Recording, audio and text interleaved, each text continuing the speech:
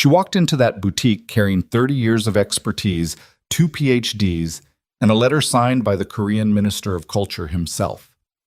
And they still looked at her like she didn't belong. What happened next silenced an entire room full of Seoul's wealthiest elite and started a chain of events nobody could have predicted. A crown, a mafia boss, a conspiracy that went all the way to the top of the Korean government. If you've ever been underestimated, overlooked, or told you don't belong somewhere, this story is for you. Watch until the end. Like this video, and drop your city in the comments. I want to see how far this story travels. The flight from Washington, D.C. to Seoul had taken 14 hours and 23 minutes. Naomi Brooks knew the exact number because she had counted every single one of them, somewhere between her third cup of bad airplane coffee and the moment she finally gave up on sleeping and opened her laptop at 35,000 feet over the Pacific Ocean. She was not a woman who traveled light, not in luggage, not in history. Her carry-on bag alone weighed close to the airline limit, stuffed with reference manuscripts, a portable UV spectrometer the size of a hardback novel, 3 notebooks filled with her own handwriting so cramped it looked like code, and a single photograph tucked inside the front pocket. The photograph was old, faded at the corners. A woman standing in front of what used to be the Joseon Royal Archive before it burned in 1951. The woman in the photograph was not Naomi, but the work she'd left behind had shaped everything Naomi had spent her career building on top of. She pressed her forehead against the cold airplane window somewhere over Japan and told herself it was just another job. She had told herself that lie before. She was getting better at believing it.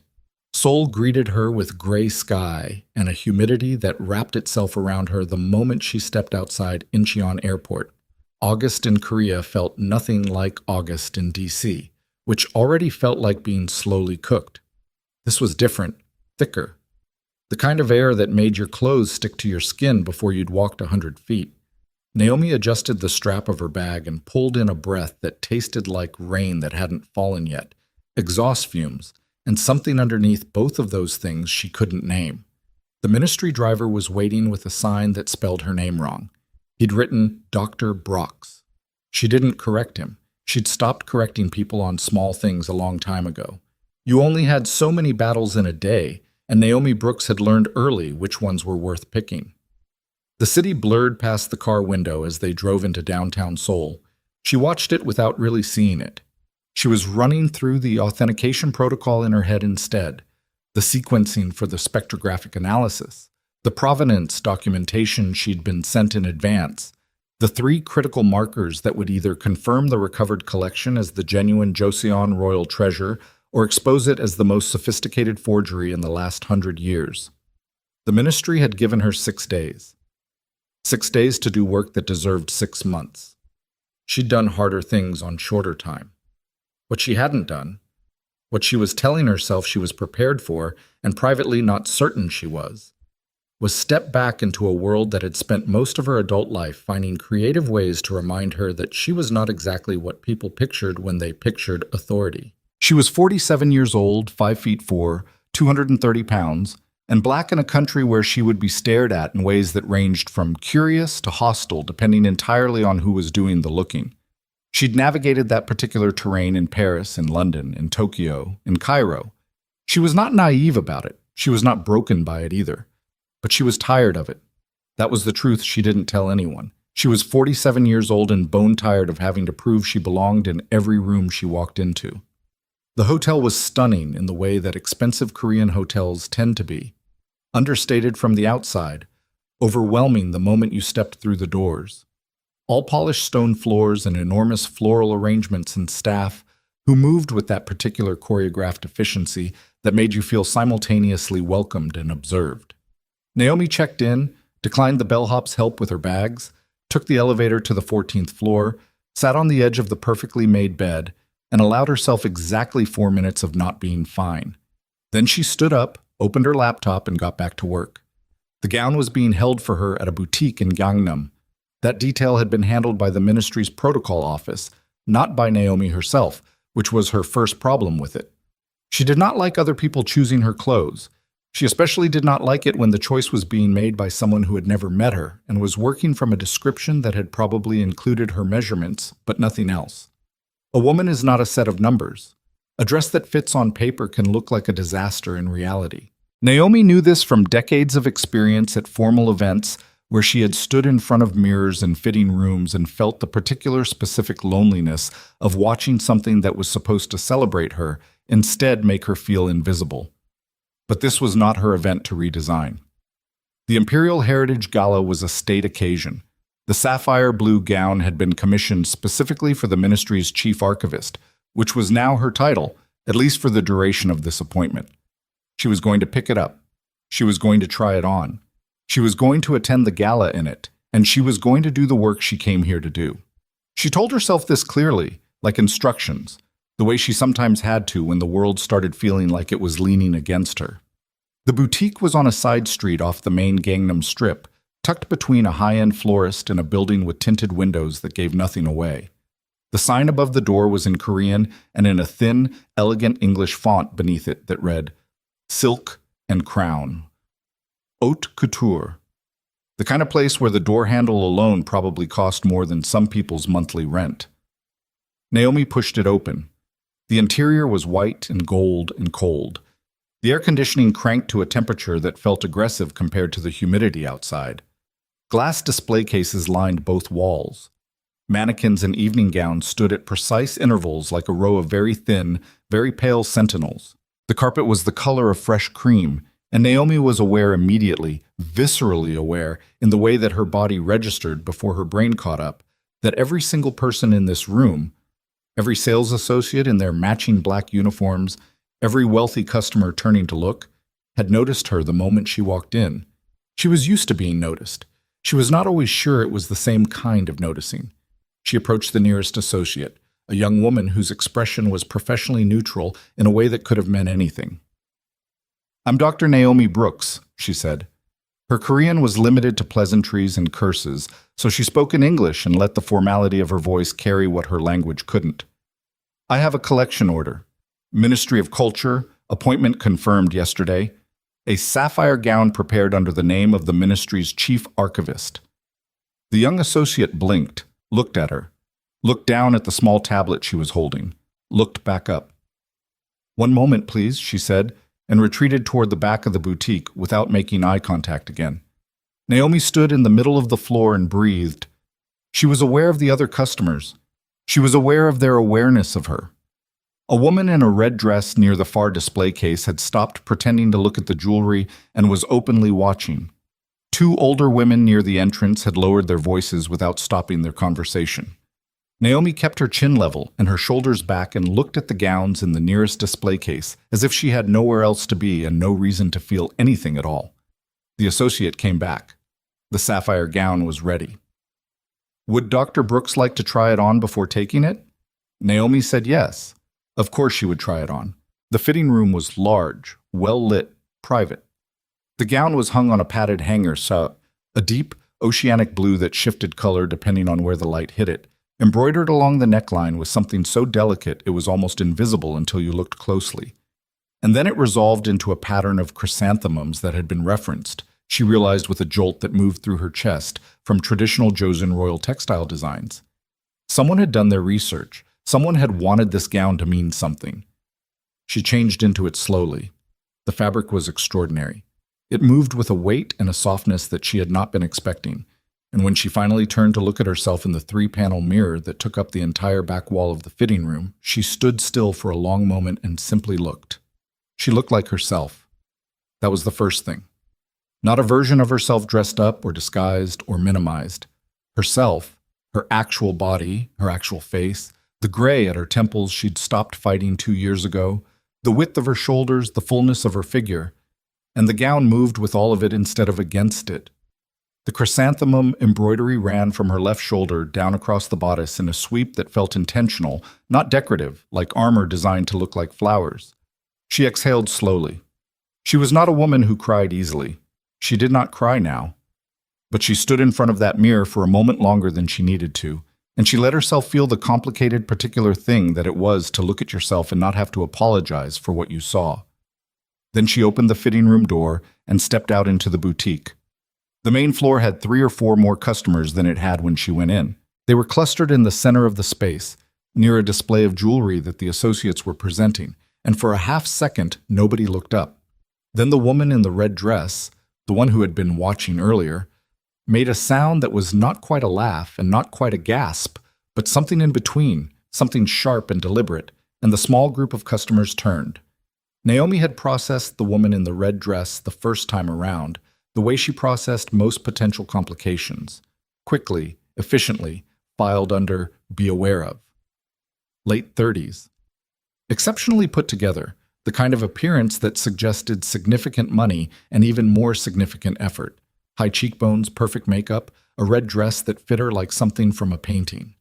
The particular posture of a woman who had moved through expensive rooms her entire life and fully expected them to rearrange themselves around her. She was looking at Naomi now with an expression that Naomi had seen before. Different faces, different cities, different languages. The same expression. The one that said, "You are a problem I did not expect to encounter today." "Excuse me." The woman's English was excellent, lightly accented, crisp, the kind you got from international schools and family money. She addressed the nearest associate without taking her eyes off Naomi. Is she here for an event?" The associate looked uncertain, which meant she knew exactly what was happening and was hoping not to be the one who had to deal with it. "This is Dr. Brooks. She has a collection order from the—" "I can see what she's wearing." The woman's voice had not risen. That was the thing about women like this, Naomi knew. They didn't need to raise their voice. The sharpness was built in. "I'm asking whether the boutique is in the habit of allowing their fitting rooms to be used for purposes they weren't designed for." The room had gone quiet. Not the quiet of people minding their own business, the quiet of people holding their breath. Naomi looked at the woman directly. "I'm sorry," she said. The apology was not an apology. It was a door opening. "I don't think we've met." "Huang Yuna." The woman said it like she expected the name to do something, to land with a weight that shifted the room. Maybe in other rooms it did. "And you are wearing a gown that was commissioned by the Ministry of Culture for the Imperial Heritage Gala." A pause, precise and practiced. "Which is a formal state event, attended by Korea's cultural and political leadership." Another pause. "I'm going to be honest with you, because I believe honesty is a kindness." The tone suggested she believed no such thing. "Women like you don't belong in dresses made for royalty." The words dropped into the silence of the boutique and stayed there. Naomi heard them. She heard every single syllable. She felt them the way you feel cold water, the initial shock of it, the way it moves through the body faster than thought. And under the shock, underneath the ice of it, something else. Not surprise. She was not surprised. That was the saddest part of it. She was not surprised at all. "Women like me," Naomi repeated. Her voice was level. She was very good at level. "Could you be more specific?" Yuna's eyes moved over her. A slow, deliberate survey, the kind meant to be witnessed by everyone in the room. "Your size, your—" A fractional pause, a small, contemptuous tilt of the head. "Background. This is not a matter of personal judgment. It is simply a matter of what the occasion requires and what you are." She looked at the nearest associate. "I would like someone to explain to me how this was allowed to happen." The associate was staring at the floor. The other customers were staring at everything except Naomi. And Naomi Brooks stood in her sapphire gown in the middle of the most expensive boutique in Gangnam and felt something old and familiar rise in her chest. Not rage, not humiliation, something more complicated than either of those things, something that had a 30-year history behind it and no easy name. And she made the choice she always made. She did not bow her head. She had not bowed her head in the boardroom in Paris, where a senior curator had spoken over her for 2 hours, and then taken credit for her analysis. She had not bowed her head in the gallery in London, where a colleague had introduced her to a visiting dignitary as our archivist's assistant, and then been genuinely confused by her silence afterward. She had not bowed her head at a conference in Tokyo, where a professor twice her age had publicly questioned whether someone with her particular background had the cultural intimacy necessary to authenticate East Asian imperial artifacts. She was not going to bow her head here. My background, Naomi said quietly and with extraordinary calm, includes a doctorate in cultural history from Yale, a second doctorate in materials conservation from the Sorbonne, 14 years of work with UNESCO's World Heritage Division, and an appointment letter signed 4 days ago by your Ministry of Culture. She reached into the small bag the associate had brought out with the gown and produced a folded document. Not because she needed to prove anything, because evidence was more eloquent than anger, and she had learned that a long time ago. I am the chief archivist for the Imperial Heritage Authentication Project. The gown I am wearing was commissioned specifically for that role. She looked at Yuna Huang directly, with the particular steady gaze she had developed over decades of standing in rooms where she was not wanted, a gaze that cost her more than it looked like it did. And I would like to know on what authority you are suggesting I should remove it. Yuna's expression had shifted, not softened. That was not the right word. Recalibrated. She was a woman who knew when a conversation was not going the way she planned, and she was trying in real time to find a new angle. She opened her mouth. The boutique door opened. The sound it made was not dramatic. A door opening is a door opening. But the man who walked through it was not a man whose entrance could be made undramatic. He was tall, in his mid-40s, dressed in a dark suit that was expensive in the way that didn't announce itself, and he moved through the space with an absolute certainty that suggested he had never in his life walked into a room and worried about whether he belonged in it.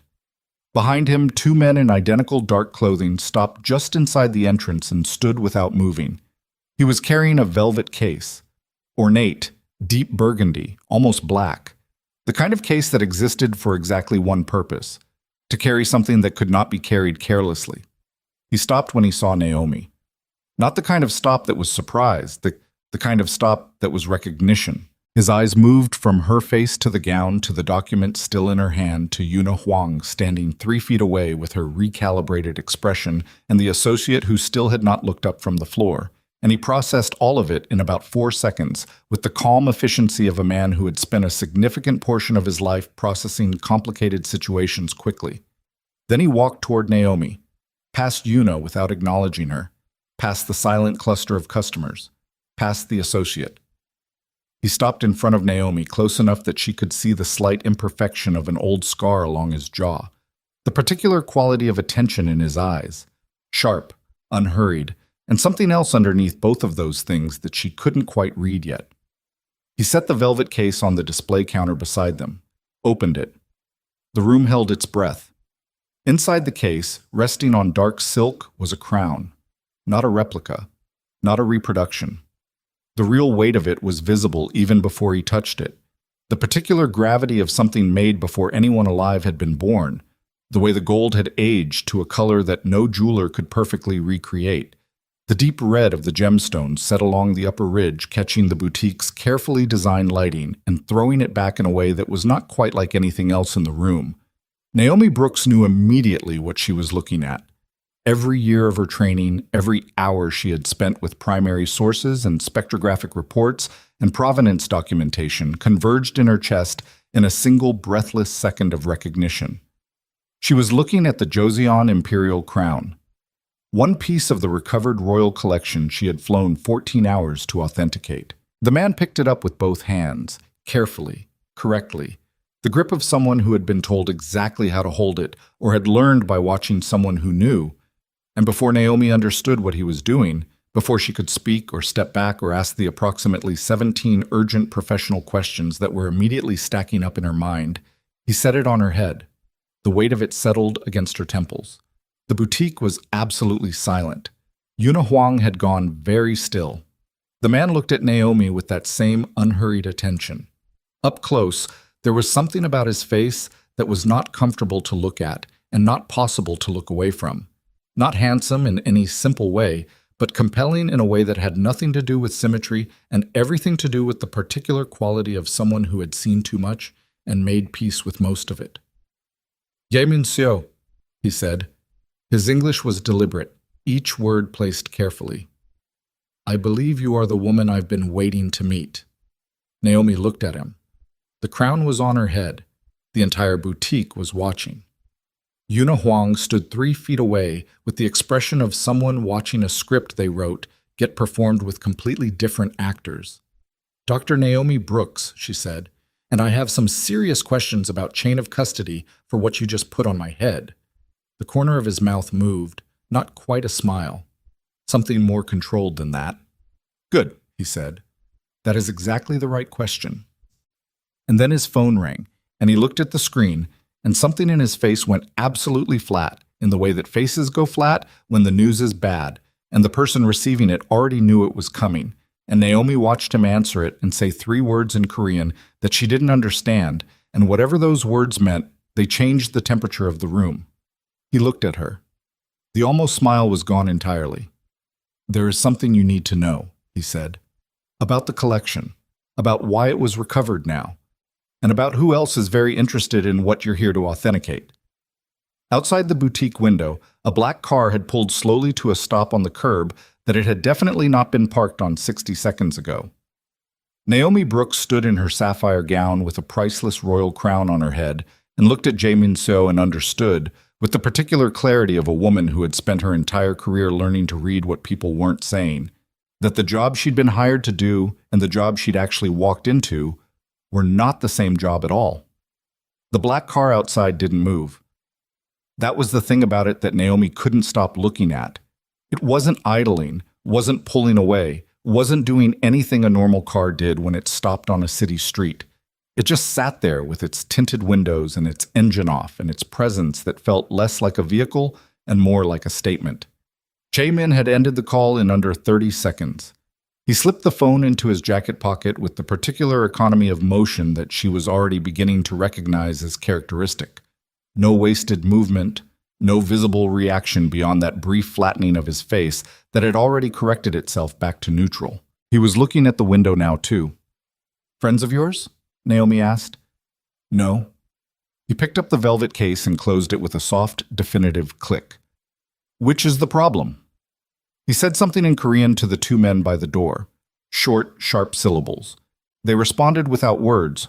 One moved to the entrance, the other disappeared toward the back of the boutique through a door that Naomi hadn't noticed until it opened and closed again. Yuna Huang had not moved.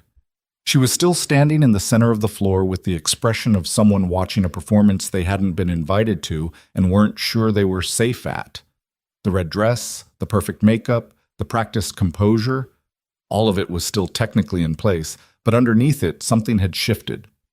She was watching Jae-min-seo the way small animals watch things that are larger and faster, and not interested in them, which is to say with complete stillness and the specific kind of attention that is really just a sustained calculation of distance. Naomi reached up and carefully removed the crown from her head. Her hands were steady. She was proud of her hands for being steady. I need you to explain to me what is happening, she said to Jae-min. Not the version you give people who don't ask follow-up questions. The real one. He looked at her. That look again. Unhurried, taking inventory. How much did the ministry tell you? They told me the collection was recovered from a private buyer in Busan 8 weeks ago. They told me the authentication needed to happen before the gala because the public unveiling was already scheduled. They told me I had 6 days and a government budget and full access to the archive facility. And what did they not tell you? That's what I'm asking you. He was quiet for a moment. Outside, the black car still hadn't moved. The collection was not recovered, he said finally. It was traded. There is a difference. He glanced at the velvet case in his hand, then back at her. The buyer in Busan did not sell it back to the government. He agreed to hand it over in exchange for something. We do not yet know what that something was. What we know is that someone inside the ministry facilitated the original theft of the collection 9 years ago, and that person is still inside the ministry.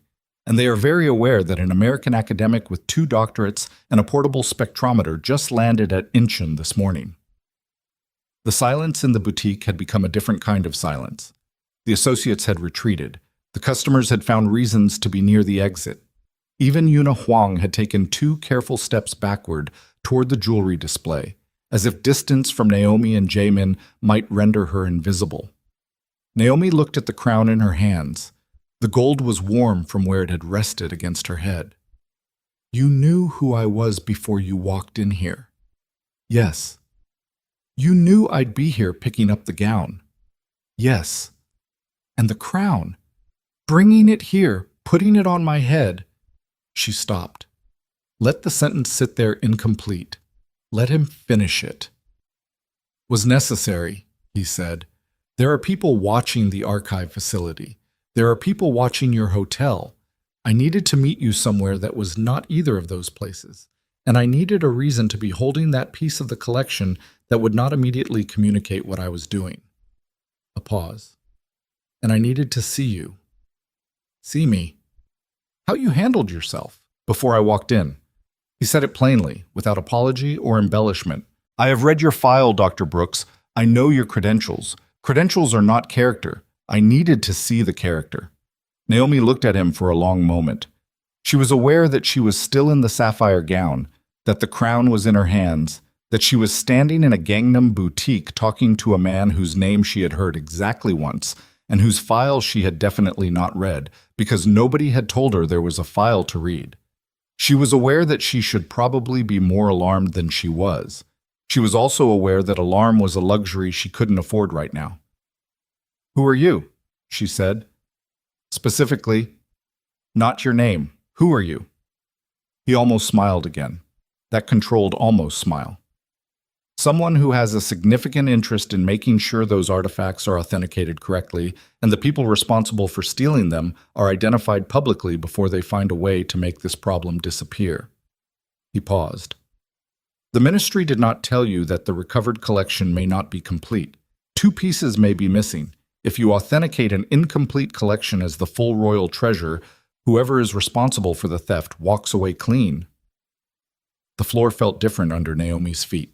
Not physically, but the geometry of what she was standing in the middle of had just rearranged itself considerably. I need to see the full provenance documentation, she said. Everything the ministry sent me and everything they didn't. I know. Tonight. I know. He picked up the velvet case. Change out of the gown. Give it to the associate. We will leave separately. There is a restaurant 2 blocks east called Hwanggum. The back room is private. I will be there in 1 hour. He looked at her steadily. Come alone. You're not exactly inspiring confidence with the cloak and dagger approach. No, he agreed. I imagine I'm not. He turned toward the door. His man at the entrance stepped aside. But the people in that car outside are not my people, and they have been parked there since before I arrived, which means they followed you, not me. So perhaps right now I am the least of your concerns. He left. The door closed behind him and his men with a sound that was almost polite. Naomi stood alone in the middle of the boutique floor in her sapphire gown with a 900-year-old royal crown in her hands and looked out the window at the black car. The black car looked back. She went and changed. The associate who processed her collection order was a different one from before. The first girl had disappeared entirely and been replaced by a young man with careful eyes who handled the transaction with the speed and silence of someone who wanted to be done with this particular afternoon as quickly as possible. Naomi signed the form. She took the garment bag with the gown.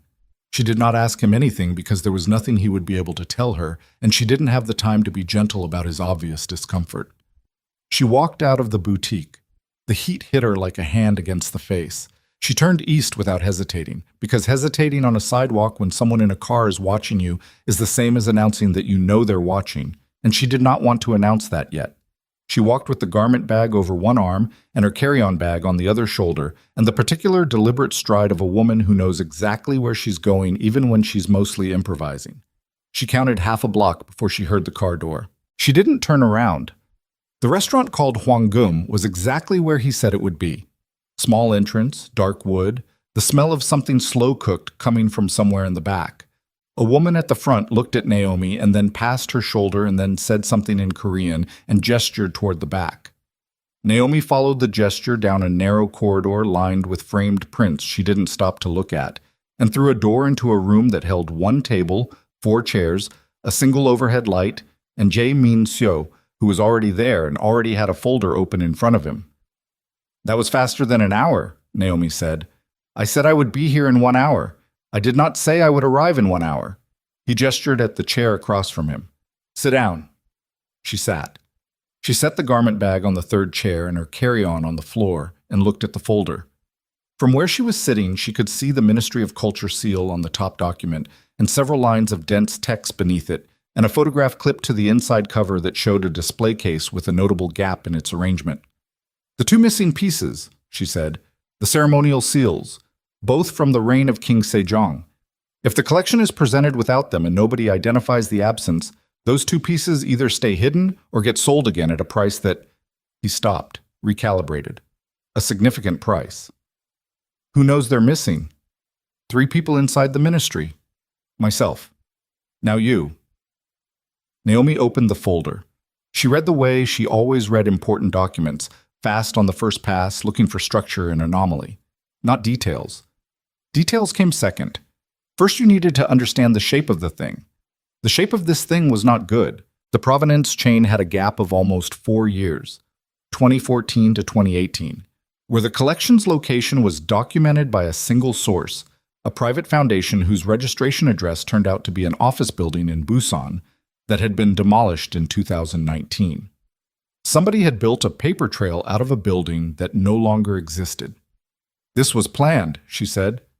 Not a question. From the beginning, yes. The recovery 8 weeks ago was also planned by someone who needed the collection to reappear at a specific time. Before the gala, before the public unveiling that had already been announced. He leaned forward slightly. Think about what happens if the authentication goes through and the gala proceeds, and the public celebrates the return of the royal treasure, and then 6 months later someone discovers that 2 of the most historically significant pieces are counterfeit replacements, or missing entirely. The authenticating expert takes the blame, Naomi said. Yes.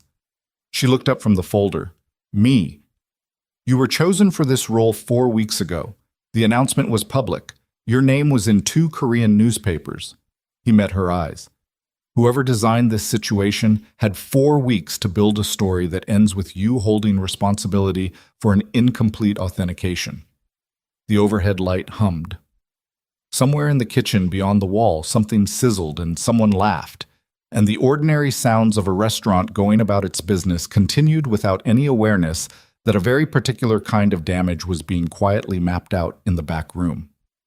Naomi closed the folder. She pressed her palms flat on the table and looked at Jaemin Seo and took one slow breath and said, "Why are you telling me this? Because you cannot do your job if you don't know what your job actually is. That's a reason. It's not the whole reason." He was quiet for a moment. The quality of the quiet was different from the boutique, less guarded, not comfortable exactly, but less performed. "The person inside the ministry who facilitated the original theft," he said, "I have been looking for them for 3 years. Every path I found led to a wall. Every witness I located either recanted or became unavailable." A pause. "You are the only variable in this situation that was not anticipated by whoever built it. You were appointed 6 weeks after the original archivist withdrew from the project due to illness. The illness was not natural. The replacement, you, was chosen on the ministry's end by a mid-level administrator who picked your name from a UNESCO recommendation list without consulting anyone above him. No one with a stake in this outcome chose you. That means you are the only person in this entire situation who doesn't already have a position." Naomi stared at him. "You're telling me the only reason I'm useful to you is because nobody planned for me?" "Yes." "That's a hell of a thing to say to someone." "I am aware." He did not look apologetic. "Is it untrue?" She thought about it. She thought about the 14-hour flight, and the wrong name on the sign, and the boutique, and the gown, and the crown, and the black car, and the provenance gap, and the demolished building in Busan. She thought about the original archivist whose illness was not natural. She thought about a mid-level administrator who had pulled her name off a list without understanding what he was pulling her into. "No," she said, "it's not untrue." "Then we understand each other." "We understand exactly one thing about each other," she said. "Don't mistake that for trust." Something moved in his face. Not the almost smile. Something more complicated than that. "I don't," he said. "Trust is earned. I'm not asking for it yet." The food arrived, brought by the same woman from the front who set it down without speaking and left without making eye contact with either of them. And they ate, because they were both people who understood that you ate when you could, because you didn't always know when the next opportunity would come. And they went through the provenance documents page by page for the next 90 minutes, while the restaurant sounds continued beyond the wall and outside on the street. Seoul went about the business of its Tuesday evening with complete indifference to what was being discussed in the back room.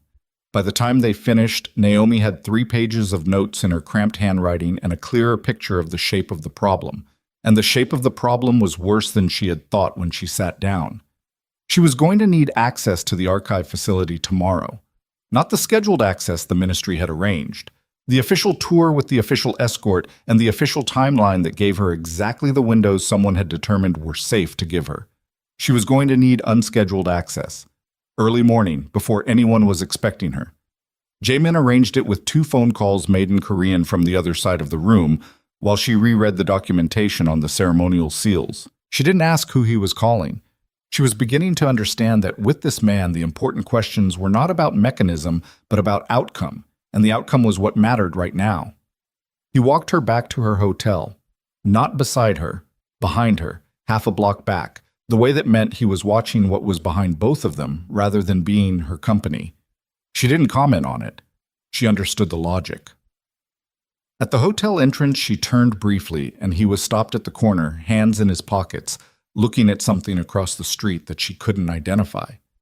She went inside. She went upstairs. She showered and changed and sat on the edge of the bed with her notebook open and wrote down everything she remembered from the folder that she hadn't had the chance to photograph. The names, the dates, the specific wording of the provenance gap that had been constructed so carefully it almost looked like bureaucratic error rather than deliberate concealment. Almost. She was still writing at midnight when her phone screen lit up with a message from a number she didn't recognize. No greeting, no context, just a photograph. She looked at it for a long time. It was a photograph of a document, a Ministry of Culture internal memo dated 6 years ago. Standard format, standard header, standard ministry seal. The body of the memo was a transfer authorization, moving the royal collection from its registered archive location to a temporary holding facility pending conservation work. Routine language. The kind of thing that would be buried in thousands of pages of administrative records. Except at the bottom, in the signature line where a mid-level administrator's name should have been, was a name that Naomi recognized, not from the UNESCO list, not from the provenance documents, not from anything Jaemin had shown her.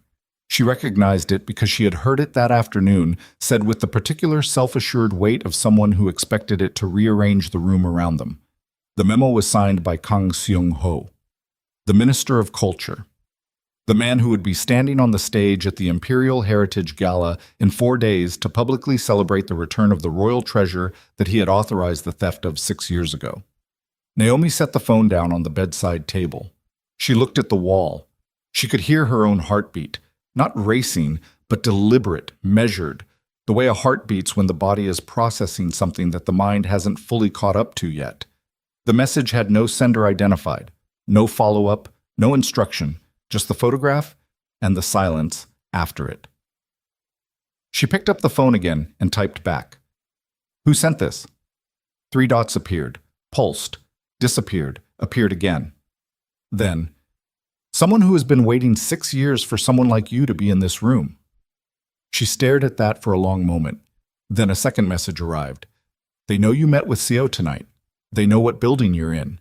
And there is a man in the lobby of your hotel who was not there when you checked in this morning. Naomi was already standing, moving to the window. She looked down at the street from 14 floors up, the late-night pedestrian traffic, the neon, the quiet block in front of the hotel entrance with its lit canopy, and the 2 figures standing just inside the glass doors where the lobby light caught them. One of them was the hotel doorman. The other one was not. She had 4 days until the gala. She had a Ministry of Culture memo signed by the man running the gala. She had a collection missing 2 pieces that nobody was supposed to know were missing.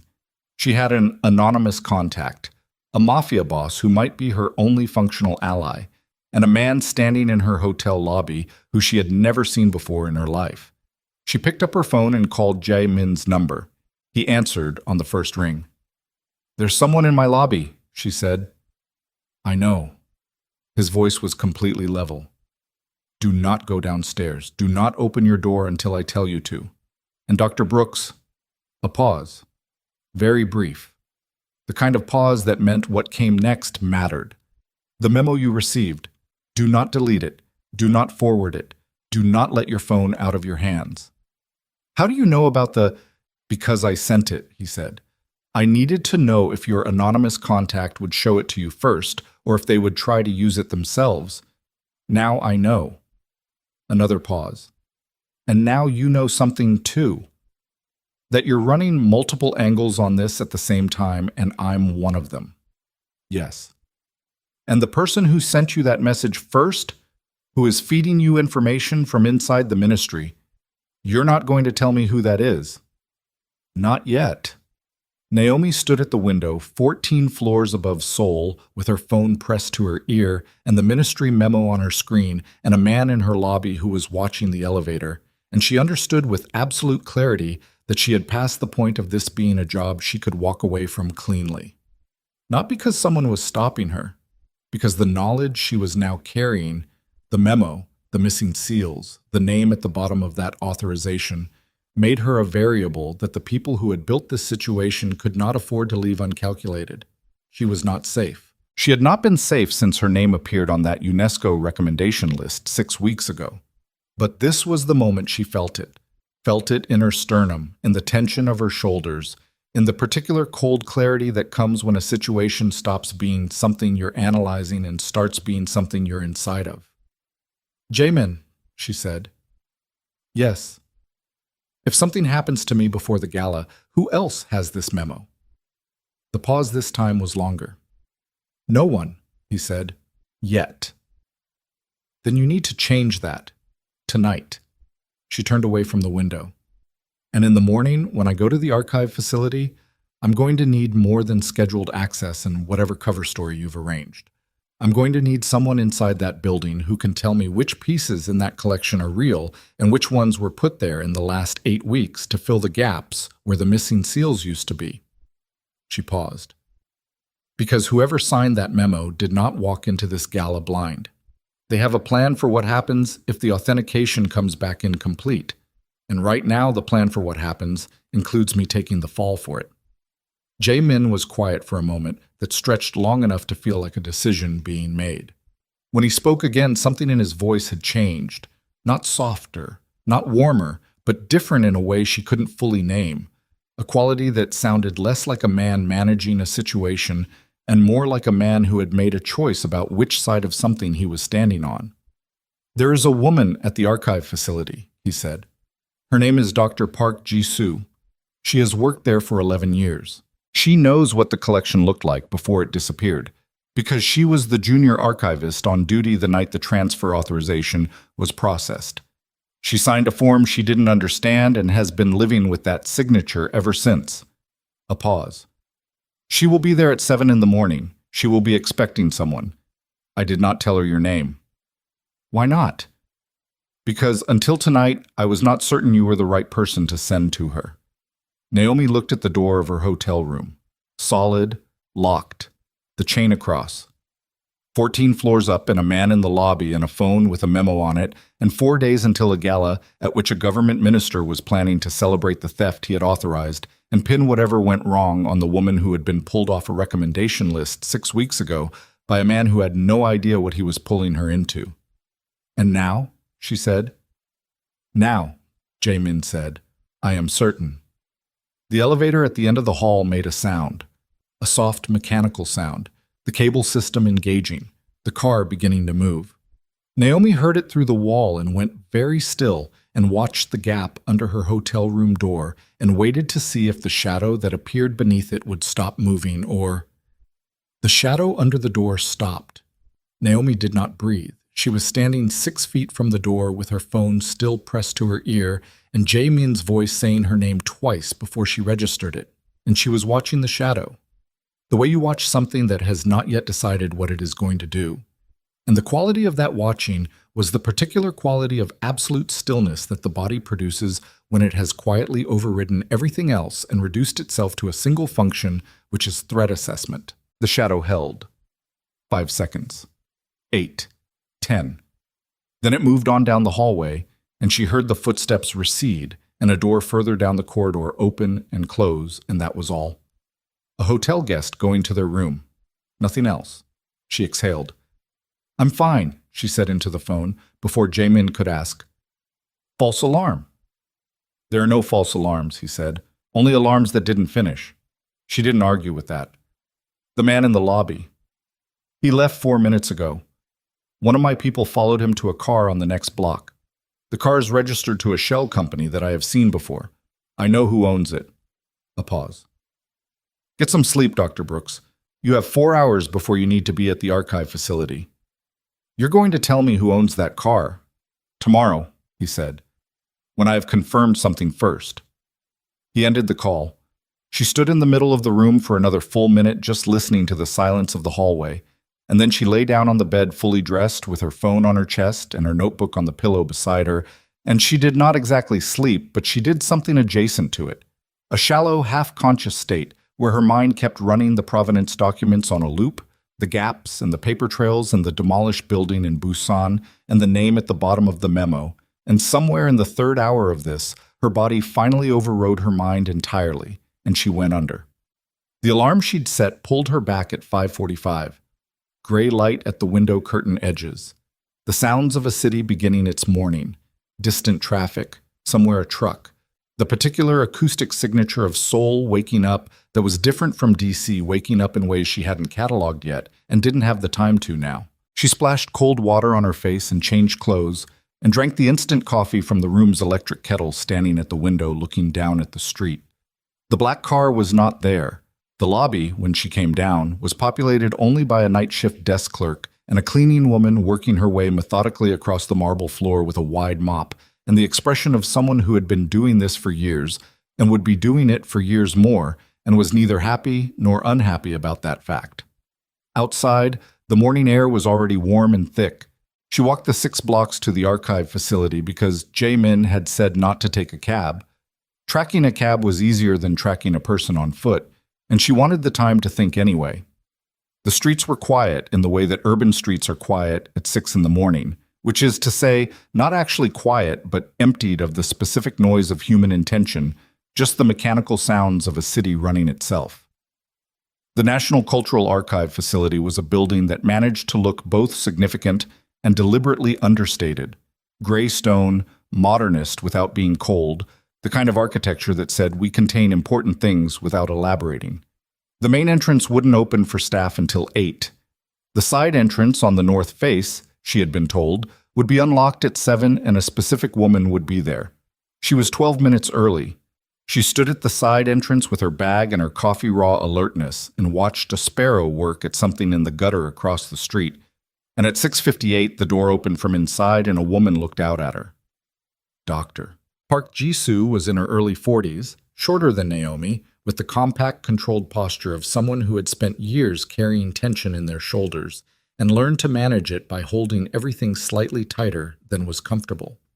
She had a security badge clipped to her jacket lapel, and her eyes moved quickly over Naomi's face and down to her bag and back up with the professional assessment of someone who was used to evaluating what she was looking at. "Dr. Brooks," she said. Not a question, a confirmation. "Dr. Park." She let Naomi in and locked the door behind them without another word. They went down a corridor that was still operating on overnight lighting. Half brightness, security fixtures, the fluorescent overhead panels not yet activated for the day. Their footsteps on the floor were the only sounds in the building.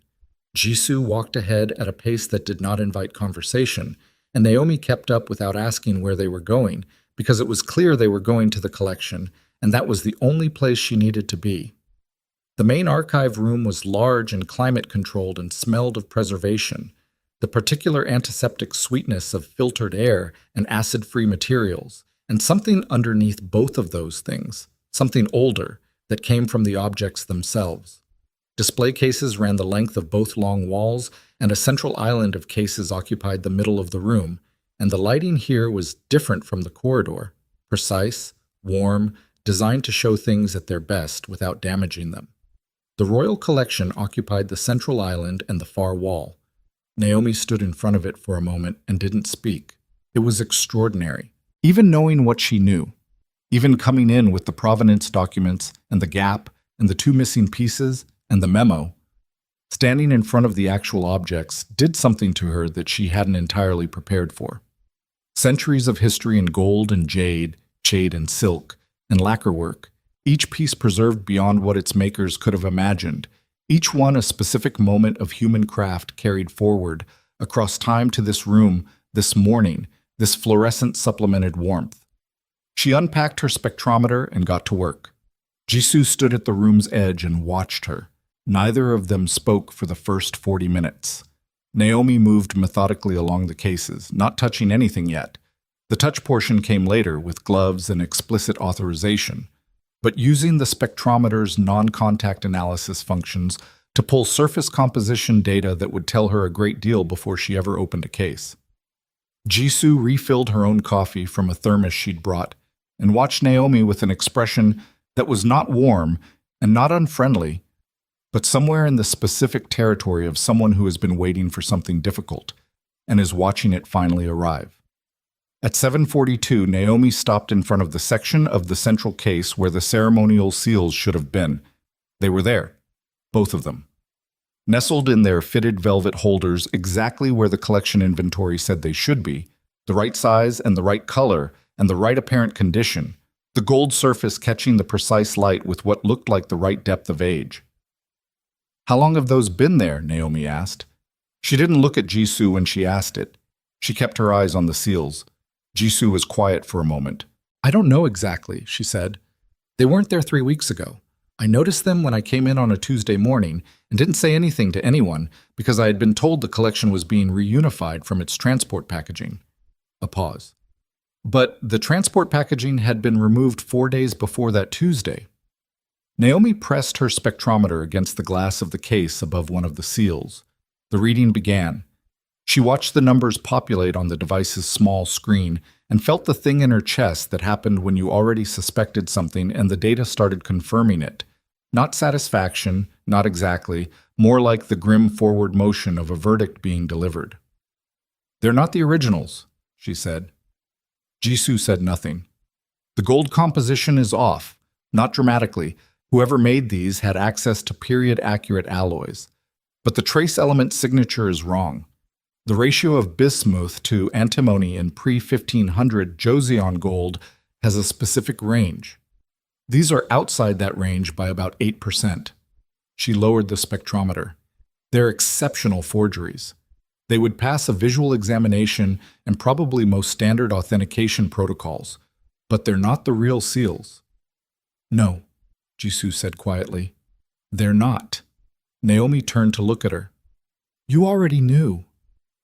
Jisoo set her thermos down on the counter behind her and looked at it for a moment, and then she looked at Naomi with an expression that had dropped whatever professional neutrality it had been maintaining, and was now just the face of someone who had been holding something very heavy for a very long time. "I suspected," she said. "I couldn't prove it. I don't have your equipment or your training. I only know what they're supposed to look like, and these don't look exactly right to me. But I am a junior archivist with 11 years of service and a signed form in my personnel file that connects me to the night those items were transferred, and I am not in a position to—" She stopped, pressed her lips together, started again. "I'm not in a position to make accusations. Who do you think put them there? I think the same person who arranged for the originals to leave knows exactly what is in that case right now." Jisoo looked at the seals. "And I think the authentication that this facility is expecting next week, the official one, the scheduled one with the ministry escort and the government documentation, is designed to confirm these forgeries as authentic. And the person who performs that authentication will have their name on a certificate that declares them real." Naomi looked at Jisoo. She looked at her for a long moment. "My name?" "Yes." The building around them was beginning to wake up. Somewhere in the distance, she could hear a door open, voices in the corridor, the overhead lights engaging section by section as the automated morning schedule activated. The archive room itself was still just them, but the solitude had an expiration time now. "The form you signed 11 years ago," Naomi said. "The transfer authorization. What exactly did it authorize?" Jisoo closed her eyes briefly. When she opened them, the expression on her face was one Naomi recognized. The specific worn-down look of someone rehearsing a thing they've rehearsed 1,000 times and still don't have a version of that doesn't cost them something. "It was presented to me as a standard conservation transfer," she said, "moving selected items to an external facility for specialized treatment. I was 29 years old, and I had been in the position for 4 months, and the person who gave me the form to sign was my direct supervisor." She paused. "My supervisor was not the person who authorized the transfer. He was the person who was told to have a junior archivist sign the form so that the authorization signature belonged to someone without enough seniority to know what they were signing." "Who authorized it?" "The memo your contact sent you last night should answer that question." The air in the room shifted, very slightly, the way air shifts when what you were afraid of is confirmed. "How do you know about the memo?" Naomi said, and her voice had changed. Not louder, not harder, but stripped of everything that wasn't the question itself. Jisoo looked at her hands. "Because I sent it to Jaemin Seo 2 nights ago. He told me last night that he had forwarded it to you." A pause. "I have had that document for 6 years. I found it in my supervisor's desk after he died. Natural causes. He had a heart condition. I took it because I was afraid. I kept it because I didn't know what else to do with it, and I was afraid to destroy it and more afraid to show it to anyone." She looked up. "I showed it to Seo 3 months ago because I had run out of other options, and he was the only person I knew who had a reason to use it and the resources not to get destroyed trying." Naomi stood in the middle of the archive room with the spectrometer in her hand and the reading still on its screen and the 2 fake seals in their velvet holders behind the glass 3 feet from her, and she reorganized everything she thought she knew about the last 16 hours, and it took about 4 seconds, and the new shape of it was worse. "Jaemin knew about the forged seals before I got here," she said. "Yes. He knew the scheduled authentication would be presenting me with forgeries." "Yes. And he didn't tell me that last night. He told me the seals were missing. He told me there was a gap in the collection. He didn't tell me they'd already been replaced." Jisoo said nothing because there was nothing to say to that. Naomi set the spectrometer down on the counter beside Jisoo's thermos with a care that was deliberate and controlled, the kind of careful you become when you are very angry and you know that what you do with your hands in the next 10 seconds is going to say something about who you are. Then she took out her phone and called Jaemin. He answered on the second ring. "Are you at the facility?" "The seals are here," she said. "They've been replaced with forgeries. You knew that." A pause. 1 second. 2. "Yes. You told me they were missing." "I told you 2 pieces may be missing. That was accurate." "That is not the same thing, and you know it." The anger in her voice was controlled, but it was audible, a current running under the words, pulling at them. "You sent me in here to find the forgeries myself. You didn't tell me because you wanted my independent discovery on record. You wanted my spectrometer data and my professional assessment documented before anyone could claim I'd been briefed." Another pause. Longer this time. "Yes," he said again. "I am not a tool you get to position for your purposes without my knowledge." "No, you are not, and I'm sorry." The apology landed flat, not because it was insincere. She didn't think it was insincere, but because sincerity and strategy were apparently not mutually exclusive for this man. "I needed your discovery to be genuinely independent. If I had told you first, it could have been argued that I coached you. Your credibility as the only uncompromised expert in this situation depends on the authenticity of your findings." "My credibility," she said. "Right. My credibility is very important to you right now. It is important to the case, yes." "What case? You're not law enforcement. You're not the ministry. What exactly are you building here? And where exactly does it get built? And who authorized you to be in the middle of it?" The question sat in the silence of the archive room for a moment. "Come outside," Jaemin said. "There's something I need to show you that I couldn't show you last night." She looked at Jisoo. Jisoo was looking at the floor. Naomi picked up the spectrometer and her bag.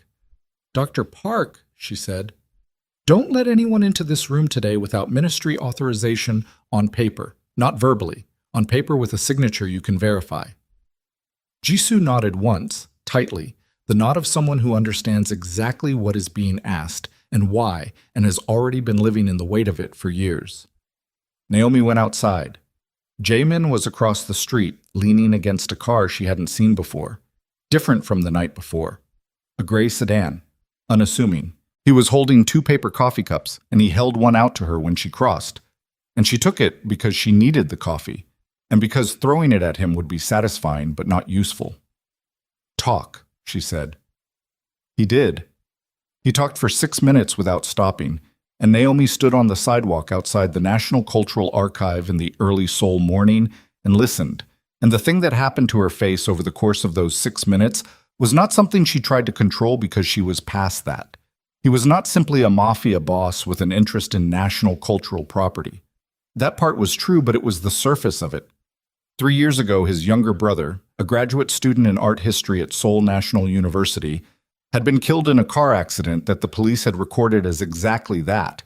An accident. Case closed. Condolences filed. Jaemin had not believed it was an accident because his brother had called him 4 days before it happened and told him he had found something in his research. A discrepancy in the provenance documentation for the royal collection.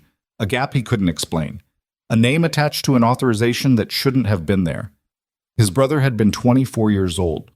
The case that Jaemin had been building for 3 years was not a case about stolen artifacts. It was a case about a murder that had been made to look like an accident, and the stolen artifacts were the reason for the murder, and the man whose name was at the bottom of the authorization memo was the reason for both. Naomi held the coffee cup in both hands and looked at him when he finished. His face had the particular stillness of someone who has said an honest thing after a long time of not saying it, and the stillness was not peaceful. It was the stillness of exhaustion, of something carried so long the muscles had stopped registering the weight. "I'm sorry about your brother," she said. "Thank you. That changes things. I know. Not because I wouldn't have helped you before." She looked away from him, down the street, gave herself 2 seconds of not looking at the grief on his face because it was the decent thing to do, but because I need to understand what I'm actually part of. This isn't just an authentication anymore. This is a murder investigation that's been running outside of official channels for 3 years, and you've positioned me at the center of it without telling me that's what it was. Yes. Stop agreeing with me. Defend yourself or tell me what you're actually asking. He was quiet for a moment. The morning traffic on the main road behind them had picked up. A delivery truck went past, and the noise of it filled the space between them for a few seconds, and then left. "I'm asking you to go through with the scheduled authentication," he said. "The official one. In 4 days. With the ministry escort and the documentation and your name on the certificate." A pause. "I am asking you to authenticate the collection as presented to you, with full knowledge that 2 of the items are forgeries, and to not reveal that knowledge during the official process." Naomi stared at him. "You want me to sign a false authentication?" "I want you to sign an authentication under conditions that will immediately demonstrate it was coerced or manipulated because by the time you sign it, every piece of evidence we have, the spectrometer data from this morning, the memo, Jisoo's testimony, the provenance analysis, my brother's research notes, will already be in the hands of federal investigators who have been waiting 3 years for enough to move on. And if something goes wrong before it gets to the investigators, then you have the evidence on your phone and in your notebook and in your equipment, and you present it yourself at the gala, in front of the minister, in front of everyone." Naomi looked at the coffee cup in her hands. She thought about what she had spent 30 years building, the reputation, the credentials, the 2 doctorates, and the UNESCO work, and the careful accumulated professional authority that was the only armor she had ever been able to rely on in rooms where nothing else about her was taken seriously. She thought about what it would mean if this went wrong, if the evidence didn't reach the investigators in time, if someone moved faster than Jae-min anticipated, If she stood in that gala with her name on a false authentication document and the chain of custody for the real evidence broke somewhere in the 3 days between now and then. She thought about Jisoo in that archive room with her custody for the real evidence broke somewhere in the 3 days between now and then. She thought about Jisoo in that archive room with her thermos and her tired eyes and a signed form in her personnel file and 6 years of carrying a dead man's document and not knowing what to do with it. She thought about a 24-year-old graduate student who had found a discrepancy in a provenance record and called his brother about it, and 4 days later been put in the ground. She looked up at Jaemin. "If I do this," she said, "and it falls apart, if the evidence doesn't reach the investigators, if the minister moves to have me arrested at the gala before I can speak, you will not be able to help me. Not officially. Whatever resources you have, none of them translate into legitimate protection once a government minister has standing to charge me with fraud." "That is correct." "So I would be standing alone?" "Yes. With a false authentication document and a phone full of evidence and a room full of people who have already decided what I am." "Yes." He looked at her steadily. "The same way you were standing alone in that boutique yesterday, before I walked in." The words landed differently than he probably intended them to, not as reassurance, as a reminder. She had been standing alone in that boutique with nothing but her credentials and her refusal to bow her head, and it had felt like nothing was enough, and she had stood there anyway. She had been standing alone in rooms her entire career. The question was not whether she could do it. The question was whether this particular room, with these particular stakes, was the one she was willing to do it in. She finished the coffee. She handed him the empty cup. "I need everything," she said. "Every piece of evidence your brother collected, every piece you've collected since, the name of the federal contact who's supposed to receive it, the timeline, the exact sequence. If I'm walking into that gala as your plan B, I need to know the plan in its entirety so that when plan A fails, because plans A always fails somehow, that has been my consistent experience.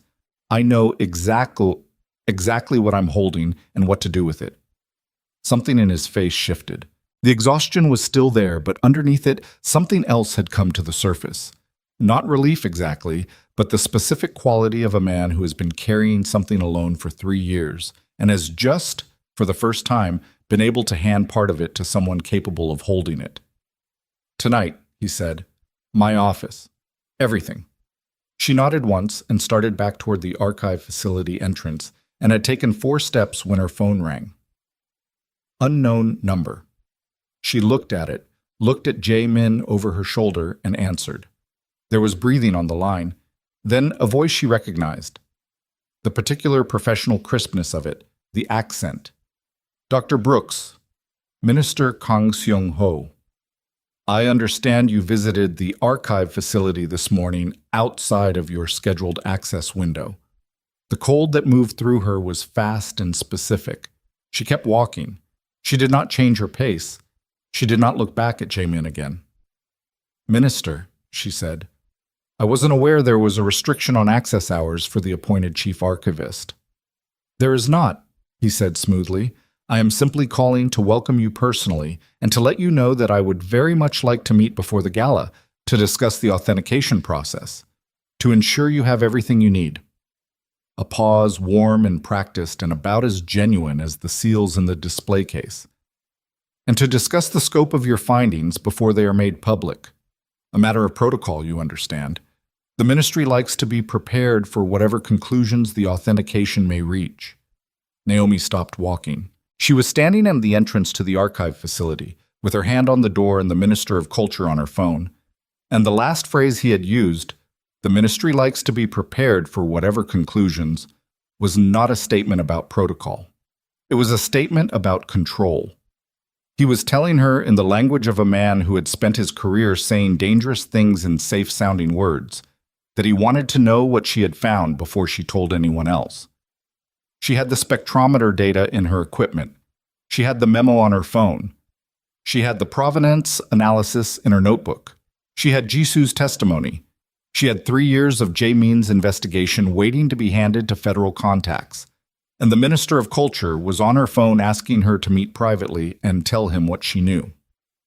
"Of course, Minister," she said. Her voice was completely level. "I would be very glad to meet." When were you thinking? This afternoon, he said. 4 o'clock. My office. I'll be there, she said. She ended the call. She stood at the archive facility door with her hand on it and the morning sun warming the back of her neck and the full weight of what she had just agreed to sitting in her chest like something swallowed wrong. She had just agreed to walk into a private meeting with the man who had signed the theft authorization. The man who had built this entire situation. The man who needed to know what she knew before she could tell anyone else. Because if she had found the forgeries, and he now knew she had visited the archive outside scheduled hours and drawn her own conclusions, she had become a problem he needed to understand the shape of before he could decide how to manage it. She was going to walk into that office at 4 o'clock with a phone full of evidence and a minister who had been doing this for 6 years, and a smile that he practiced, and a story that he had spent years making airtight. And she was going to sit across from him and be very careful about every single word she said. And she was going to leave that meeting having told him nothing he could use and having learned everything she could. And the margin for error in that calculation was 0, and she knew it. Naomi stood at the archive facility door for exactly 3 more seconds. Then she went back inside and straight to the archive room where Jisoo was standing exactly where she'd left her, hands wrapped around the thermos, watching the door as if she'd been counting the minutes. I need your help, Naomi said. Right now, before anyone else gets here. Jisoo set the thermos down. What do you need? I need you to write down everything you remember about the night you signed that form. Not the version you've been rehearsing in your head for 11 years. The raw version. What time it was. What you were wearing, whether the lights in the corridor were all working or whether one of them was out. What your supervisor said to you word for word. What pen you used. Whether the form was warm from a printer or cold like it had been sitting somewhere. Naomi was already pulling her notebook out of her bag. The human details. The ones nobody invents when they're fabricating a memory because they're too small to think of. Those are the ones that make testimony real. Jisoo looked at her steadily. You're preparing for the possibility that you won't make it to the federal contact. I'm preparing for every possibility. Jisoo took the notebook. They worked for 50 minutes. Jisoo wrote in careful, dense English, and Naomi read over her shoulder and asked the small questions. The temperature of the room, the sound the door made when it closed, the exact wording on the section header of the form she'd signed. And by the time the first other staff member arrived at the facility's main entrance, Jisoo had filled 9 pages, and her hand was shaking slightly from the sustained pressure of writing things she had never written down before. Naomi photographed every page with her phone. She emailed the photographs to an address she had maintained for 11 years. A secure server registered to a law school colleague in Geneva who had standing instructions to open anything Naomi sent only if Naomi hadn't checked in within 72 hours. She had used this system 3 times in her career. Once in Cairo when a government official tried to confiscate research materials. Once in Moscow during a provenance dispute that turned ugly faster than anticipated. Once in Brussels when a private collector made it very clear that certain findings were not welcome. She had never used it feeling like this.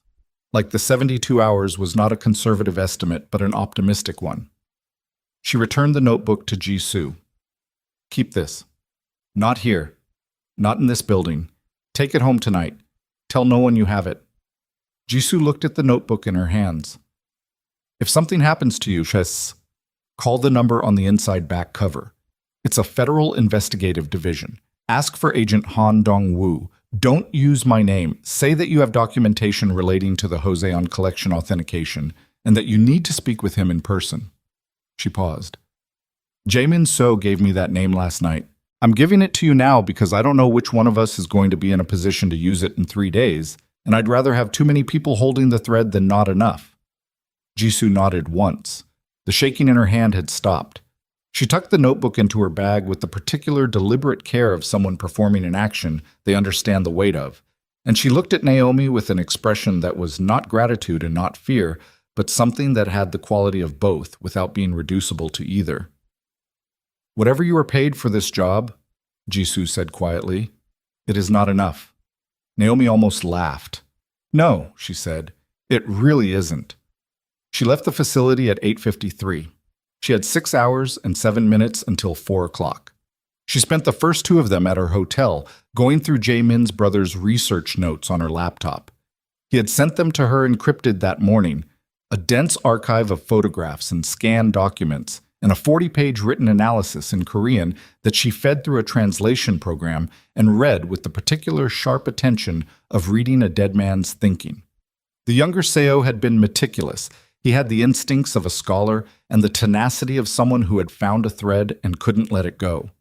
He had traced the provenance gap to within 3 transactions of its origin, had identified the shell company behind the Busan holding facility address 2 years before it was demolished, and had written in the margin of one document, in ink that looked different from the rest, darker, pressed harder, the writing of someone making a note in a moment of heightened certainty, a single line, KSH authorized. Confirm with secondary source before proceeding. He had not had the chance to confirm it. He had died 4 days later. Naomi sat with that for a moment. Just a moment. Then she closed the laptop and went to get ready for the meeting. She chose her clothes with the deliberateness of someone selecting armor, dark charcoal suit, the kind that rid authority without apology. Her credentials badge from the ministry, clipped visibly. A small voice recorder tucked into her jacket's interior pocket, activated, because the conversation she was about to have was not one she intended to rely on memory for. She looked at herself in the mirror for exactly 2 seconds, and then looked away, because this was not a moment for the complicated feelings that mirrors sometimes produced. This was a moment for the clean, cold clarity of knowing exactly what you were walking into and choosing to walk in anyway. The Ministry of Culture's main building was in Jongno-gu, a 40-minute drive from her hotel in afternoon traffic. She took a cab and sat in the back watching the city slide past the windows and ran the conversation in her head. Not a script, because scripted conversations broke the moment the other person deviated, but a map. The points she needed to navigate toward and the ones she needed to stay away from. What she could safely reveal. What she absolutely could not. The particular terrain of sitting across from someone who wanted to know how much she knew while she was trying to determine the same thing about them. She had done interrogations before, technically, though they hadn't been called that. Academic disputes that were really about power. Provenance challenges in front of institutional review boards where someone's reputation and someone else's career were both in the room and only one of them was going to leave intact. She was not unequipped for this. But those had been rooms where the worst possible outcome was professional damage. This was a different kind of room. The ministry building was exactly what a government culture ministry building should look like. Imposing without being unwelcoming. The architecture of institutional legitimacy, wide steps, and a lobby with good stone floors and staff who moved with the choreographed efficiency of people operating within a well-established hierarchy. A young assistant was waiting for her at the security desk and escorted her up 2 floors and down a corridor lined with photographs of previous ministers and cultural achievements and the particular carefully selected imagery of a government department that wanted you to feel the weight of its history. Minister Kang Seung-ho's office was large and corner-positioned and had 2 windows that looked out over a courtyard where an old tree was doing what old trees do in late summer, which is hold its leaves with a sort of weighted finality, like it knows something about duration that everything around it doesn't. The minister was standing when she was shown in, which was either courtesy or strategy. Standing meant controlling the geography of the first few seconds. He was in his early 60s, compact, well-maintained in the way of men who understood that appearance was a form of communication. Silver hair. A face that had the smoothed-out quality of someone who had spent decades in public life and learned to keep most of what he was thinking off the surface of it. He extended his hand and smiled, and the smile was practiced but not cold, which was more unsettling than cold would have been, because cold you could work with. Warmth that was performance required more careful navigation. Dr. Brooks, Korean accented English, precise and fluent. I'm so glad you could come on short notice. Please, sit. She sat. He sat across from her, not behind the desk, but in the sitting area. 2 chairs angled toward each other, a low table between them with tea already poured, which meant he had timed her arrival to the minute. The assistant closed the door from outside with a sound that was almost inaudible. "I hope your first days in Seoul have been comfortable," he said. "The city can be overwhelming if you don't know it." "It's a remarkable city," she said. "I found my way around well enough." "I understand you visited the archive facility this morning." "I did. I like to begin work before the official schedule when possible. Old habit." "Of course." He lifted his tea, set it down without drinking. "And your initial impression of the collection?" "Extraordinary," she said honestly, because it was. Whoever preserved those pieces did exceptional work. He nodded. "And the authentication process? You feel confident in the timeline? 6 days is, I understand, shorter than you might prefer." "I've worked with shorter." She held the teacup in both hands. Did not drink. The critical question for any authentication of this complexity is always completeness, whether what I'm examining is the full collection as documented in the pre-1950 inventory records. Something moved in his face. She almost missed it. It lasted less than a second and was not quite a tell because he was too experienced for tells. But it was an adjustment, a micro-recalibration, the specific subtle shift of a man who has just heard a word he was waiting for and is now deciding what to do about it. "Completeness," he said. "The collection has a documented inventory from 1947, she said, before the disruptions of the following decade. My authentication needs to account for every item on that inventory. And if there are items that were lost during that period, destroyed, then the authentication reflects that," she said, "with appropriate documentation. A partial collection authenticated accurately is infinitely preferable to a complete collection authenticated incorrectly." She looked at him steadily. "I assume the ministry understands that." "Of course." The warmth in his voice had not changed. That was the remarkable thing about him. The warmth was structural, built into every register, immovable. "Though I think we would all hope to celebrate a full recovery. The public significance depends on accuracy," she said. "If the collection is presented as complete and it isn't, the credibility of the authentication and the ministry suffers enormously when the truth comes out." A pause, precise and deliberate. "And the truth always comes out, in my experience." The room was quiet. Outside the window, the old tree moved slightly in whatever wind was passing through the courtyard. He looked at her. The warmth was still there, but the layer under it had shifted. She could feel it, the way you feel pressure change before weather arrives, not seeing it yet, but registering it in the body. "Dr. Brooks," he said, "I want to be direct with you. Please." There are political dimensions to this recovery that go beyond the historical significance of the objects themselves. The announcement of the collection's return has been significant to the public, to the international cultural community, to Korea's image. He paused. The gala in 3 days is not simply a ceremony. It is a statement. And statements of this kind depend on a certain... He searched for the word with the care of a man who knew exactly which word he wanted and was choosing the presentation of the search. Coherence between what is promised and what is delivered. "You're asking me to deliver a coherent authentication," she said. "I'm asking you to consider the broader context of your findings." "The broader context," she repeated. "Yes." Naomi set her teacup down on the table between them.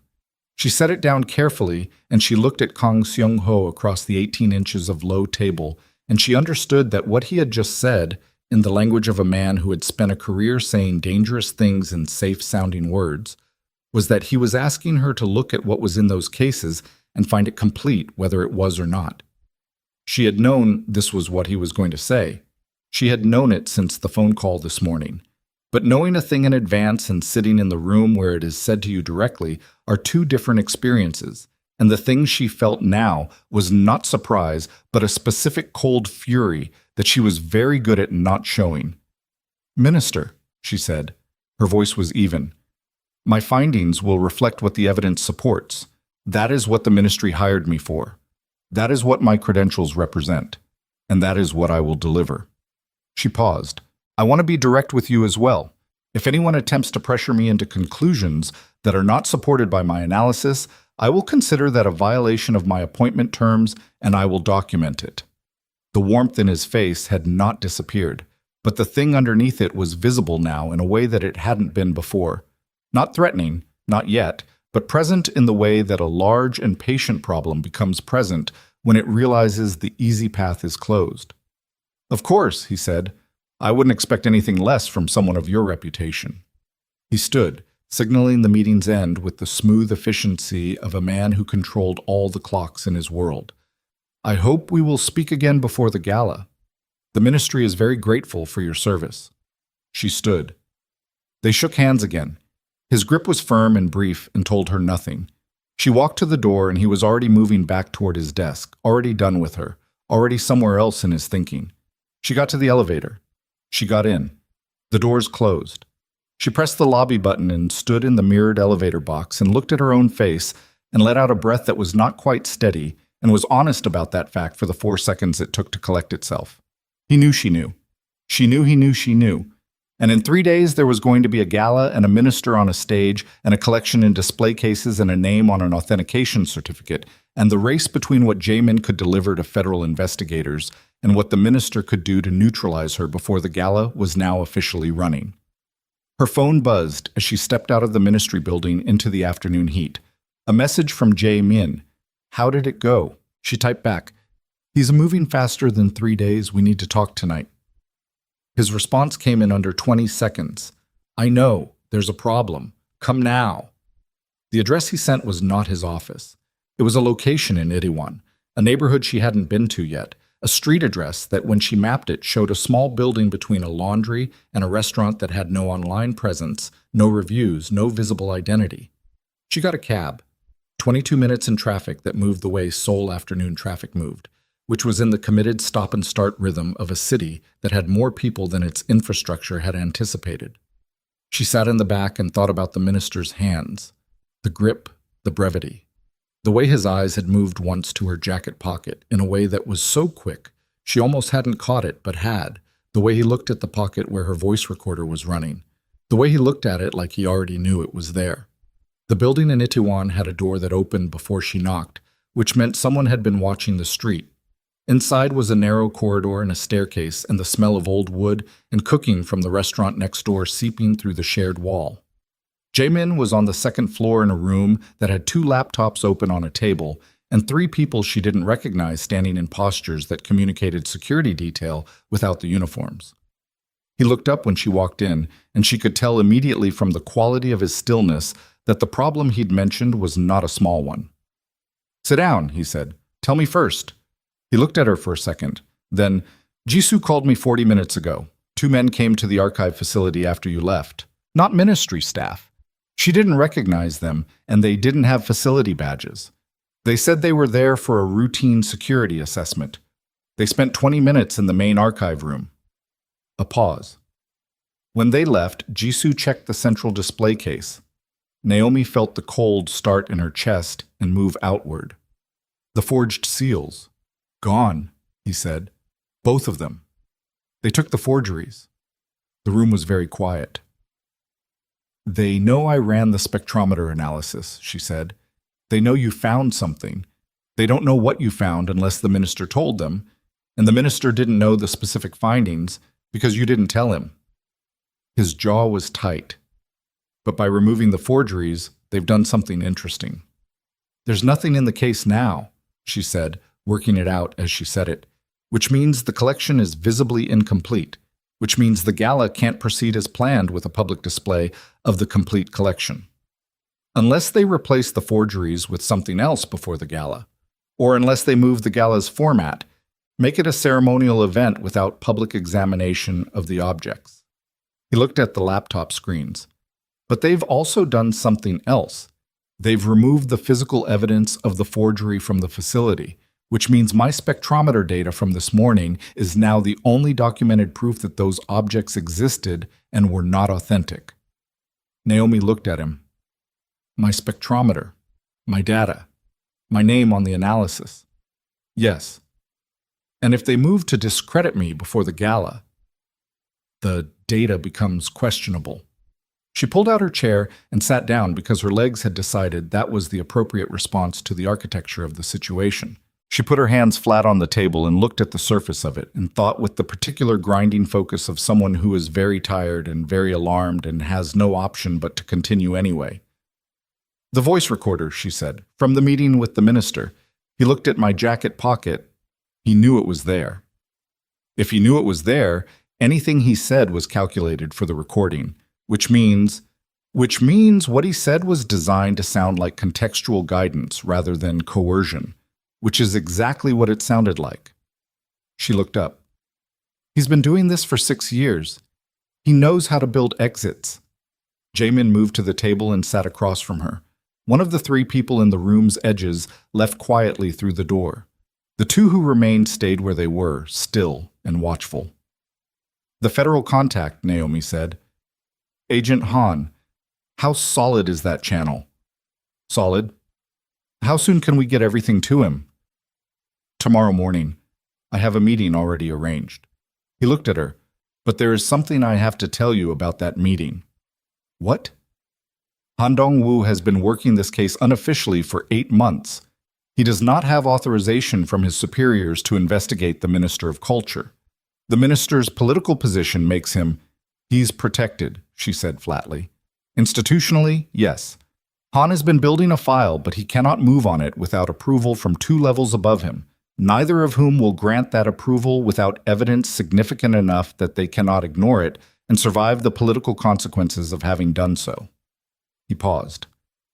"The spectrometer data and Jisoo's testimony are not enough. The memo is significant, but its chain of custody involves me, which complicates its legal standing." "So what is enough?" He looked at her, straight and steady and with the particular expression of a man who is about to ask something he knows the cost of. "A public disclosure," he said, "at the gala itself.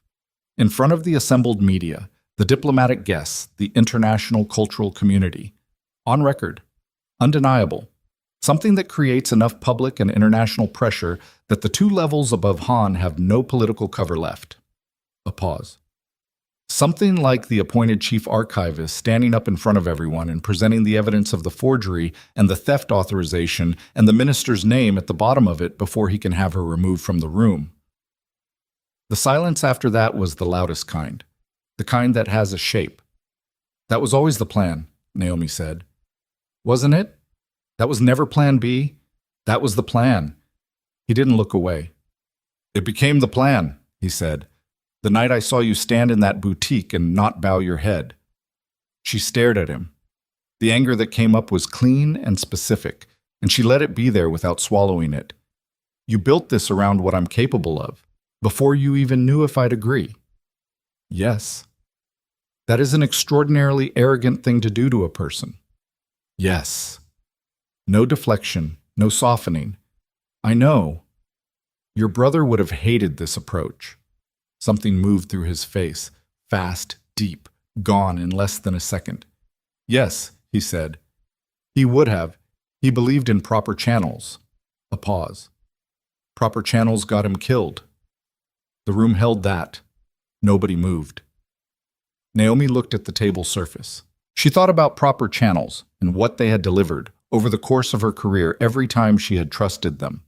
She thought about review boards and institutional processes and every carefully filed complaint, and formally submitted documentation that had gone into a machine and come out the other side as a decision that protected the institution over the person. She thought about 30 years of working within systems that were not built for her and adapting to them anyway, and the particular specific exhaustion of that adaptation. She thought about a gala in 2 days, a stage, a microphone, a room full of exactly the people who needed to hear what she had to say. She thought about the sapphire gown in the garment bag in her hotel room, and the way she had looked at herself in the fitting room mirror and not had to apologize for what she saw. "I need 2 things," she said. "First, every piece of evidence, your brother's notes, the memo, the provenance analysis, Jisoo's written testimony, my spectrometer data, compiled into a single documented package with a clean chain of custody and delivered to Han tonight, not tomorrow morning. If something happens to me between now and the gala, That file needs to already exist somewhere that the minister cannot reach it. Done, Jaemin said. Second, she looked at him directly. At the gala, when I stand up to present, I cannot be removed from that room before I finish, which means I need your people between me and every door. Not visible, not armed in any way that creates a public incident, but there, every exit, every approach. I need 30 seconds of uninterrupted time at that microphone, and I need you to make sure I get them. He looked at her for a moment, then he nodded once. The single decisive nod of a man making a commitment. 30 seconds, he said. You'll have them. And Jaemin, she held his gaze. If this works, if the minister goes down and the investigation opens and the full story comes out, your brother's name is part of that story, publicly, with full credit for what he found. She paused. That's not negotiable. The expression on his face was not something she could name cleanly. It was too many things at once, grief and gratitude and something harder than both. The face of a man looking at a future he had spent 3 years working toward and had never quite let himself believe he'd reach. Agreed, he said quietly. She stood. She picked up her bag. Her legs were steady. She was surprised by that, and then she was not, because she recognized this feeling. The particular forward momentum that comes when a decision has been made completely, when the calculating part of the mind has finished its work and handed things over to something more fundamental, something that simply moves. She was going to the gala. She was going to stand in the sapphire gown in front of every person in that room. She was going to present her authentication findings, and she was going to present every piece of evidence she had, and she was going to say the minister's name out loud in front of cameras and diplomats and the full weight of international cultural attention, and it was going to cost her something. Her institutional standing, possibly more, possibly everything she had built in 30 years of making herself impossible to dismiss. And she had made the decision, and the decision was made, and she was done calculating the cost of it. She was almost to the door when one of the men at the room's edge spoke for the first time. Short sentences in Korean, directed at Jaemin. She watched Jaemin's face go through the same flat transition she had seen in the boutique, the rapid compression of reaction into nothing, the absolute stillness of a man receiving bad news he was already braced for. What? She said. He looked at her. The gala has been moved, he said. Not canceled, moved. A pause. It's tomorrow night. The minister had moved the gala up by 24 hours, which meant the evidence package that needed to reach Han tonight had to reach him in the next 4 hours, or it would be useless, which meant the 30 seconds she needed at the microphone were now 30 seconds she had to claim before Jaemin's people had finished positioning, before Han had any political cover, before any of the contingencies they had been counting on time to build were actually in place. And the minister had done it because he had looked at her jacket pocket in that office and calculated that she was going to be a problem and decided that the cleanest solution was to take the timeline out of her hands before she could use it. Naomi stood at the door of the room in Itaewon with her bag on her shoulder and the full compressed weight of the situation sitting in her chest like something that had stopped being manageable and become simply, the word that wouldn't come was real. That was what the situation had become. Not manageable, not calculable, not navigable through the careful architecture of preparation and contingency. Just real. In the way that only the worst things become real. With a weight and an immediacy that stripped away everything that wasn't essential and left you standing in a room in Itaewon, knowing exactly what you had and exactly what you didn't have and exactly how little time separated those two things from each other. Naomi turned back from the door. How long ago was the announcement made? She said. Jaemin was already on his phone. 20 minutes. The ministry sent formal notification to all registered guests. New time is 8 o'clock tomorrow evening. Original time was 8 the following night. He looked up. He gave us one less day. He gave himself one more day's head start if this goes wrong for him. She dropped her bag back on the table and sat down and opened her own phone. The evidence package. What is the current state of it? 60% compiled. I had people working on it for a meeting tomorrow morning that no longer Tonight, she said. How many hours to finish it? He looked at one of the two remaining men and said something in Korean. The man answered. Jae-min translated. 3 hours minimum, 4 to do it cleanly. We have 4 hours before Han needs to have it in his hands or it won't matter. She was already pulling up the encrypted files on her phone.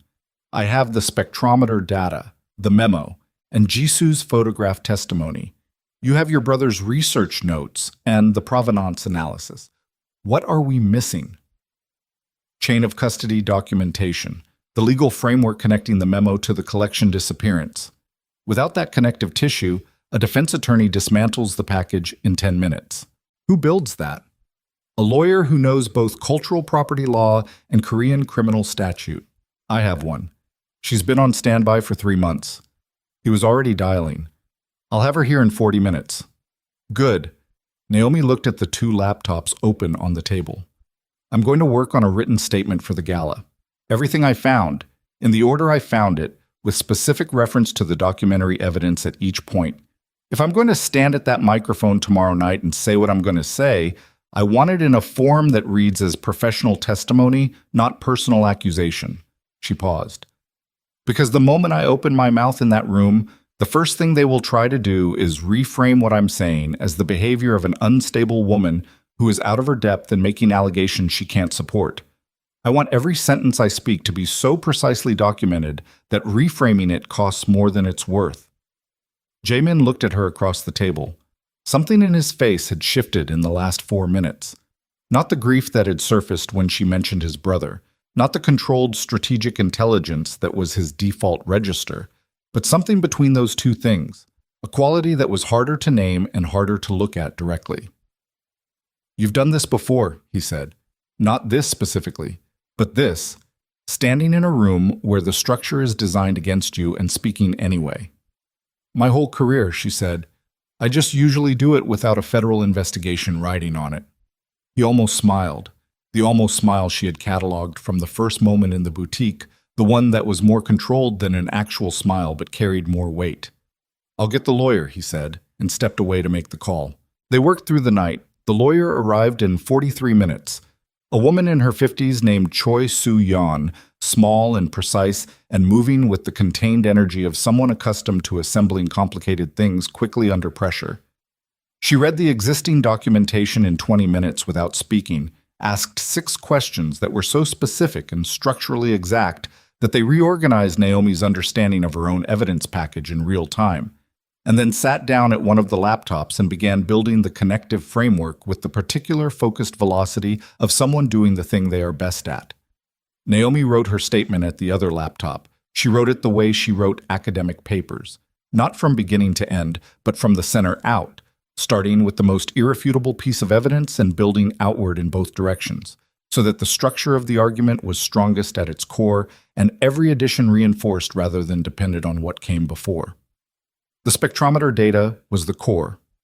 Everything else, the memo, the provenance gap, Jisoo's testimony, the transfer authorization, the demolished building in Busan, the brothers' research notes, was architecture built around that incontrovertible material fact.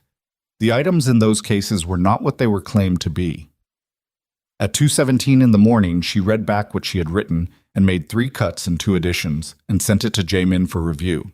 He read it standing up, leaning against the wall with his jacket off and his sleeves rolled in the particular appearance of a man who had not slept and was not going to. And when he finished, he was quiet for a moment, and then he said, "It's good. It's accurate," she said. "Good is secondary." "Both," he said. "It's both." At 3:45, the evidence package was complete. Soo-yeon printed 3 physical copies and encrypted 2 digital versions and looked up from the laptop with the expression of someone who has just finished a thing they are satisfied with, which is a particular expression that transcends language. Jae-min dispatched one of his people with a physical copy and 1 digital version to be delivered to Han Dong-woo's private residence within the hour. A second physical copy went into a fireproof case that Jae-min's people secured in a location he didn't specify. The third Naomi put in her bag. "If Han receives this tonight," Naomi said to Soo-yeon, "what is the realistic probability that he can get authorization to move by tomorrow evening?" Su-yan considered this without false optimism. The evidence is strong. The chain of custody is clean. The legal framework is coherent. A pause. The political obstacle doesn't go away because the evidence is good. Han needs his superiors to decide the political cost of protecting the minister is higher than the political cost of moving against him. She looked at the laptop. With this package, and with a public disclosure happening simultaneously at the gala, yes, I think he can get it. I think the two things together are enough. She closed the laptop. Separately, either one might not be. Naomi nodded. Then we need both. Yes, Su-yan said simply, and began putting on her coat. After the lawyer left, the room was quiet in a way that had a different texture from the working quiet of the previous hours. Jaemin's remaining people had stepped out. The two laptops were closed. The table had the aftermath look of a space where something concentrated had happened and was now complete. Jaemin poured 2 glasses of water from a bottle on the counter and set one in front of Naomi, and sat down across from her, and they both drank without speaking. And that was fine. Some silences don't need to be filled. This one had the quality of 2 people who have just finished building something dangerous together and are now sitting with the weight of what happens when it runs. Tell me about him, Naomi said. Your brother. Jaemin looked at the water glass. Minjun. He was... He stopped, started differently. He could not walk past a historical discrepancy without stopping. A wrong date in a textbook. A misattributed artifact in a museum display. He would stop and he would look at it, and he would get this particular expression, like he was personally offended on behalf of the truth. A pause. He was 24. He thought that finding the discrepancy was the hardest part. He didn't understand yet that finding it is nothing. It's what you do with it that costs you. He understood by the end, Naomi said quietly. Yes. Jaemin's hand tightened slightly around the water glass. He called me and he said, Hyung, I found something. He was excited. He was so... He stopped again. The stillness in his face was the kind that took effort. He did not understand that the person whose name he had found was someone who had been protecting that name for years, who had resources and reach and 30 years of learning how to make problems disappear. A long pause. I was in Tokyo when he called. I told him to wait. I told him not to do anything until I got back. I told him... He set the water glass down, looked at it. I got back in 5 days. He had been dead for 3. The room held that. I'm sorry, Naomi said, the same words she'd said that morning in a different register. This time they meant something different, not the formal condolence of 2 people in a professional arrangement, but the simpler thing, the human thing, the acknowledgement between 2 people who have both been sitting with their own versions of a cost that doesn't simplify with time. Jaemin looked at her. Why did you agree to this? He said. The full version, not the professional reasoning. She thought about that. She gave it the honesty it deserved. Because I'm 47 years old and I'm tired of being in rooms where the structure is built against me and choosing the careful path anyway and watching the careful path produce nothing. Because your brother found a true thing and died for it, and the true thing has been sitting in a file for 3 years waiting for someone to do something with it. She looked at the table. And because I stood in that fitting room yesterday in a gown that fit me like I was worth fitting, and I looked at myself, and I thought... She stopped, found the words. I thought, there's a version of this day where that moment matters, where I don't walk out of that room and spend the next 6 days being careful and go home with my credentials intact and leave everything exactly as it was. There is a version where that moment is the beginning of something instead of just a moment. Jaemin was quiet for a long time. You are not what I expected, he said finally. I know. You expected someone easier to position.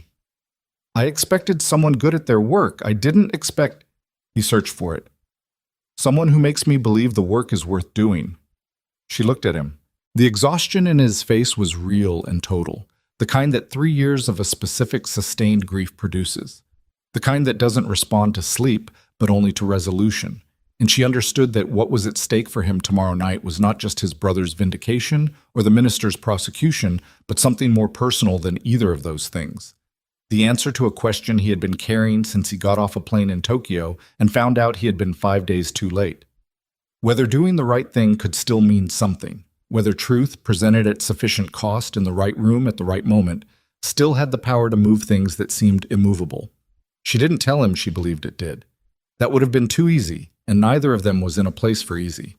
She just looked at him and nodded once, and he understood what the nod meant, and that was enough. She went back to her hotel at 4:30 in the morning and slept for 5 hours without dreaming. The gala was at 8. She began getting ready at 5. The sapphire gown came out of the garment bag slowly, the deep blue catching the late afternoon light from the hotel window in the same way it had caught the boutique's designed lighting, shifting, oceanic, a color that held its depth without announcing it. She put it on alone in the hotel room, and she didn't look in the mirror until she was completely dressed, and her credentials badge was in her clutch, and the phone with the evidence package was secured in the gown's interior pocket, which had been designed, apparently, for exactly this purpose.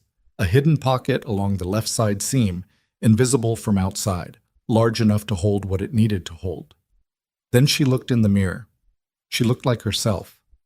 Still. The same as the fitting room.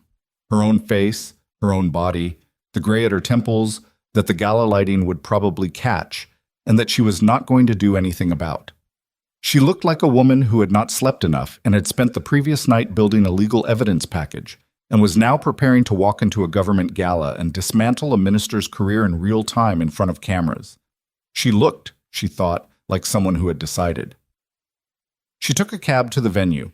The Imperial Heritage Gala was being held at the Gyeongbokgung Cultural Center, a building adjacent to the palace grounds whose architecture made the most of its proximity to history without pretending to be part of it. The exterior was lit for the occasion, warm gold light washing up the stone facade, a red carpet at the entrance that was not metaphorical, a receiving line of ministry staff in formal wear managing the arrival of guests who represented a cross-section of Seoul's cultural and political establishment and the international community it was trying to impress. Naomi arrived alone. She had discussed arriving with Jae-min, and they had agreed against it. Her independence in this moment was part of the point, part of the thing that made what she was about to do impossible to characterize as anything other than what it was. She walked the red carpet alone in the sapphire gown, and the camera flashes found her because the gown was extraordinary, and because she was, in the particular visual language of a formal event, unmissable. She kept her chin level and her pace unhurried, and her face in the composed arrangement she had been wearing in formal rooms for 30 years, and she didn't look at anyone specifically, and she didn't smile for the cameras, and she went inside. The ballroom was everything the occasion demanded. High ceilings, formal tables, the kind of floral arrangement that required multiple people, multiple days. The display cases with the collection positioned along the far wall under dedicated lighting that made the objects glow with the particular staged magnificence of things being presented as significant. The room was already 3/4 full. The sound was the specific layered murmur of a formal international event. Multiple languages, the clink of glassware, the choreographed movement of serving staff. She found her assigned table. She did not sit. She moved along the perimeter of the room, looking at the display cases with the professional attention that was her cover and her genuine response simultaneously, because whatever else was happening tonight, the objects in those cases were real and extraordinary, and she was not capable of standing in front of them without responding to what they were. She saw Jae-min once, from a distance. He was near the entrance, in formal wear that looked like what it was and nothing like what it concealed, speaking to a man she didn't recognize. His eyes found her across the room for a fraction of a second and moved on. She looked away. She saw Yuna Huang at a table near the center of the room, in a dress that was not the red one from the boutique, but its formal equivalent. Precisely chosen, precisely worn, the armor of a woman who understood that appearance was power and had never once in her life appeared by accident. Yuna saw her too. Something passed across Yuna's face. Not the contempt from the boutique, not immediately, but its more complicated cousin. The particular expression of someone confronting evidence that their initial assessment was wrong and finding the confrontation unwelcome. Naomi did not acknowledge her. There was nothing to say to Yuna Huang tonight that would be more eloquent than what was about to happen in this room. Minister Kang Seong-ho was on the dais near the display cases, moving through the pre-ceremony social architecture with the ease of a man for whom this was native terrain. The particular practiced warmth, the name recall, the way of making every conversation feel briefly exclusive and significant. He saw Naomi from across the room, and his expression did not change in any way that an outside observer would have noticed. But Naomi was not an outside observer, and she noticed the microshift, the barely perceptible recalibration, the quality of a man rerunning a calculation. At 7:58, the room began to settle. People found their seats. The formal program was structured: welcoming remarks, a cultural presentation, then the minister's address, which would include the formal introduction of the authentication certificate. Her certificate, her name, her professional seal. At 8:12, after the welcoming remarks and the cultural presentation, Minister Kang Seong-ho stepped to the podium. He spoke for 7 minutes.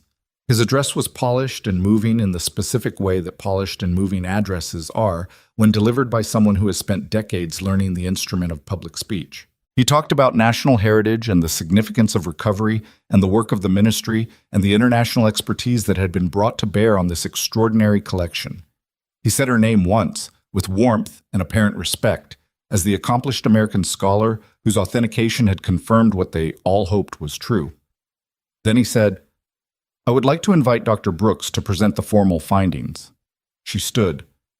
The walk from her table to the podium was not long, 40 feet perhaps.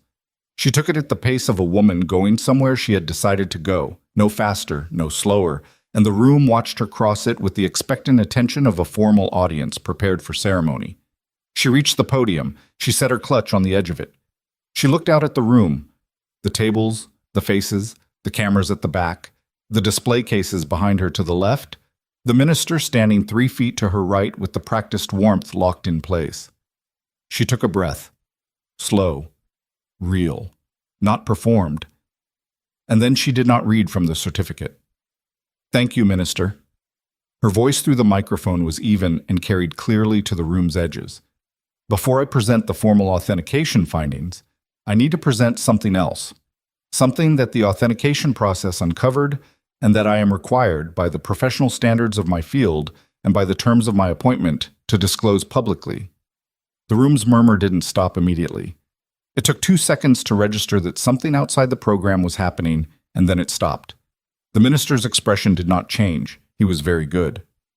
"The collection displayed in this room tonight is extraordinary," she said. "Most of it is genuine.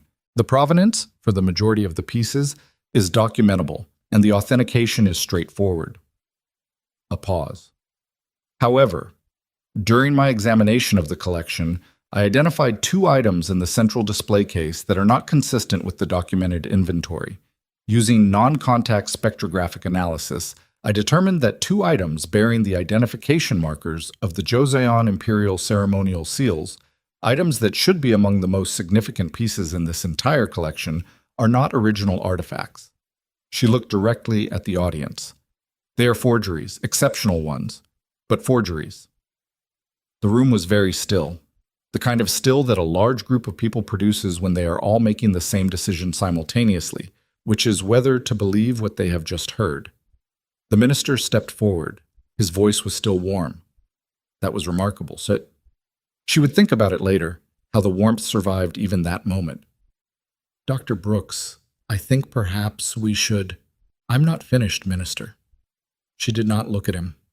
She looked at the room. "The more significant finding is this. I have obtained, through the course of this investigation, documentary evidence establishing that the original removal of the royal collection from the National Cultural Archive did not occur through theft by an outside party. It occurred through an authorized internal transfer. The authorization was processed 11 years ago through a junior archivist who was not informed of what she was signing. She reached into her clutch and removed a single printed page, a clean copy of the memo, printed at the hotel that afternoon. The transfer authorization was signed by a ministry official whose name I am now required to state for the official record." She looked at the page, then she looked up. "Kang Seong-ho, Minister of Culture, whose signature appears on the authorization dated November 14th, 11 years ago, transferring the Joseon Royal Collection to a shell company whose registration address was a building in Busan that was demolished 2 years later." The stillness in the room became a different kind of stillness. The minister moved. Not dramatically. He was not a dramatic man. He was a precise and strategic man, and the move he made was precise and strategic. He leaned toward the nearest security staff member and said something quietly, and the security staff member began moving toward Naomi. Three things happened simultaneously. The security staff member stopped. He stopped because there was a man standing between him and the podium who had not been there a second ago, one of Jaemin's people, positioned with the particular stillness of someone who was not going to move and was communicating that clearly without a word or a gesture. Every camera in the room turned toward the podium. Not the official cameras. Those were operated by the ministry's media team and had already been redirected by a man in the back who had received a signal Naomi hadn't seen. The cameras that turned were the personal devices, the phones, the international press members who had understood exactly what was happening and were making the choice that journalists make when something real occurs in a room where something managed was expected. And the minister's phone in his jacket pocket began to ring. He looked at it. She saw the moment he looked at it. She saw what looking at it did to his face. The warmth didn't leave it, not entirely, but underneath the warmth, something went out, like a light behind a screen being switched off, and what was left was just the screen. She spoke for 4 more minutes. She presented the spectrometer findings, summarized the provenance documentation, referenced Ji-Soo's corroborating testimony, and cited the ministry memo. She spoke in the measured, precise cadences of professional testimony, and she did not look at the minister again, and she did not raise her voice, and she did not perform outrage, because outrage was not what this room needed, and not what she felt. What she felt was something colder and more permanent than outrage, something that had been building for 30 years of standing in rooms where the structure was wrong, and was now, in this room, with these people watching and these cameras running and this evidence documented and deliverable, finally finding its correct outlet. When she finished, she stepped back from the podium. The room erupted. Not in chaos exactly, but in the controlled detonation of a large formal gathering processing something that has broken through all the careful architecture of a managed event. Voices, movement, the specific sound of many people talking at once in multiple languages about the same thing. The official ministry media team was receiving instructions that contradicted each other. The international press members were already filing. The diplomatic guests were consulting each other with the measured urgency of people who understood the implications and were calculating their own institutional positions in real time. Jae-min appeared at her elbow, not dramatically. He was simply there. "Han has the package," he said quietly, close to her ear to be heard under the room's noise. "He got authorization 40 minutes ago. There are federal investigators outside." "How many?" she said. "Enough." She looked across the room. The minister was surrounded by people, some of them his own, some of them not, and the ones who were not were distinguishable by the particular professional quality of their attention, the way they moved in a group dynamic that was not social. He was looking at her. Across the ballroom, over the heads of the gathered cultural and political elite of Seoul, through the noise and the movement and the cameras and the formal floral arrangements, he was looking at her with an expression she had not seen on his face before. Not the warmth, not the recalibration, not the strategic adjustment, just the face of a man looking at the person who had ended something he had spent 11 years building. She looked back at him steadily. She did not look away first. She did not feel triumphant. She wanted to record that honestly, inside herself where the record mattered. She did not feel triumphant, because what she had just done was not a victory in any clean sense. It was a reckoning, and reckonings were not victories. They were simply the moment when the weight of a thing became impossible to carry further and had to be set down. The federal investigators came into the room 11 minutes after she finished speaking. There was no drama in it. 4 people in suits who moved with the quiet authority of institutional power finally unleashed, and the minister went with them without a scene, without the kind of moment that a film might have scripted, because men like him understood that scenes at the moment of consequence were beneath them and also useless.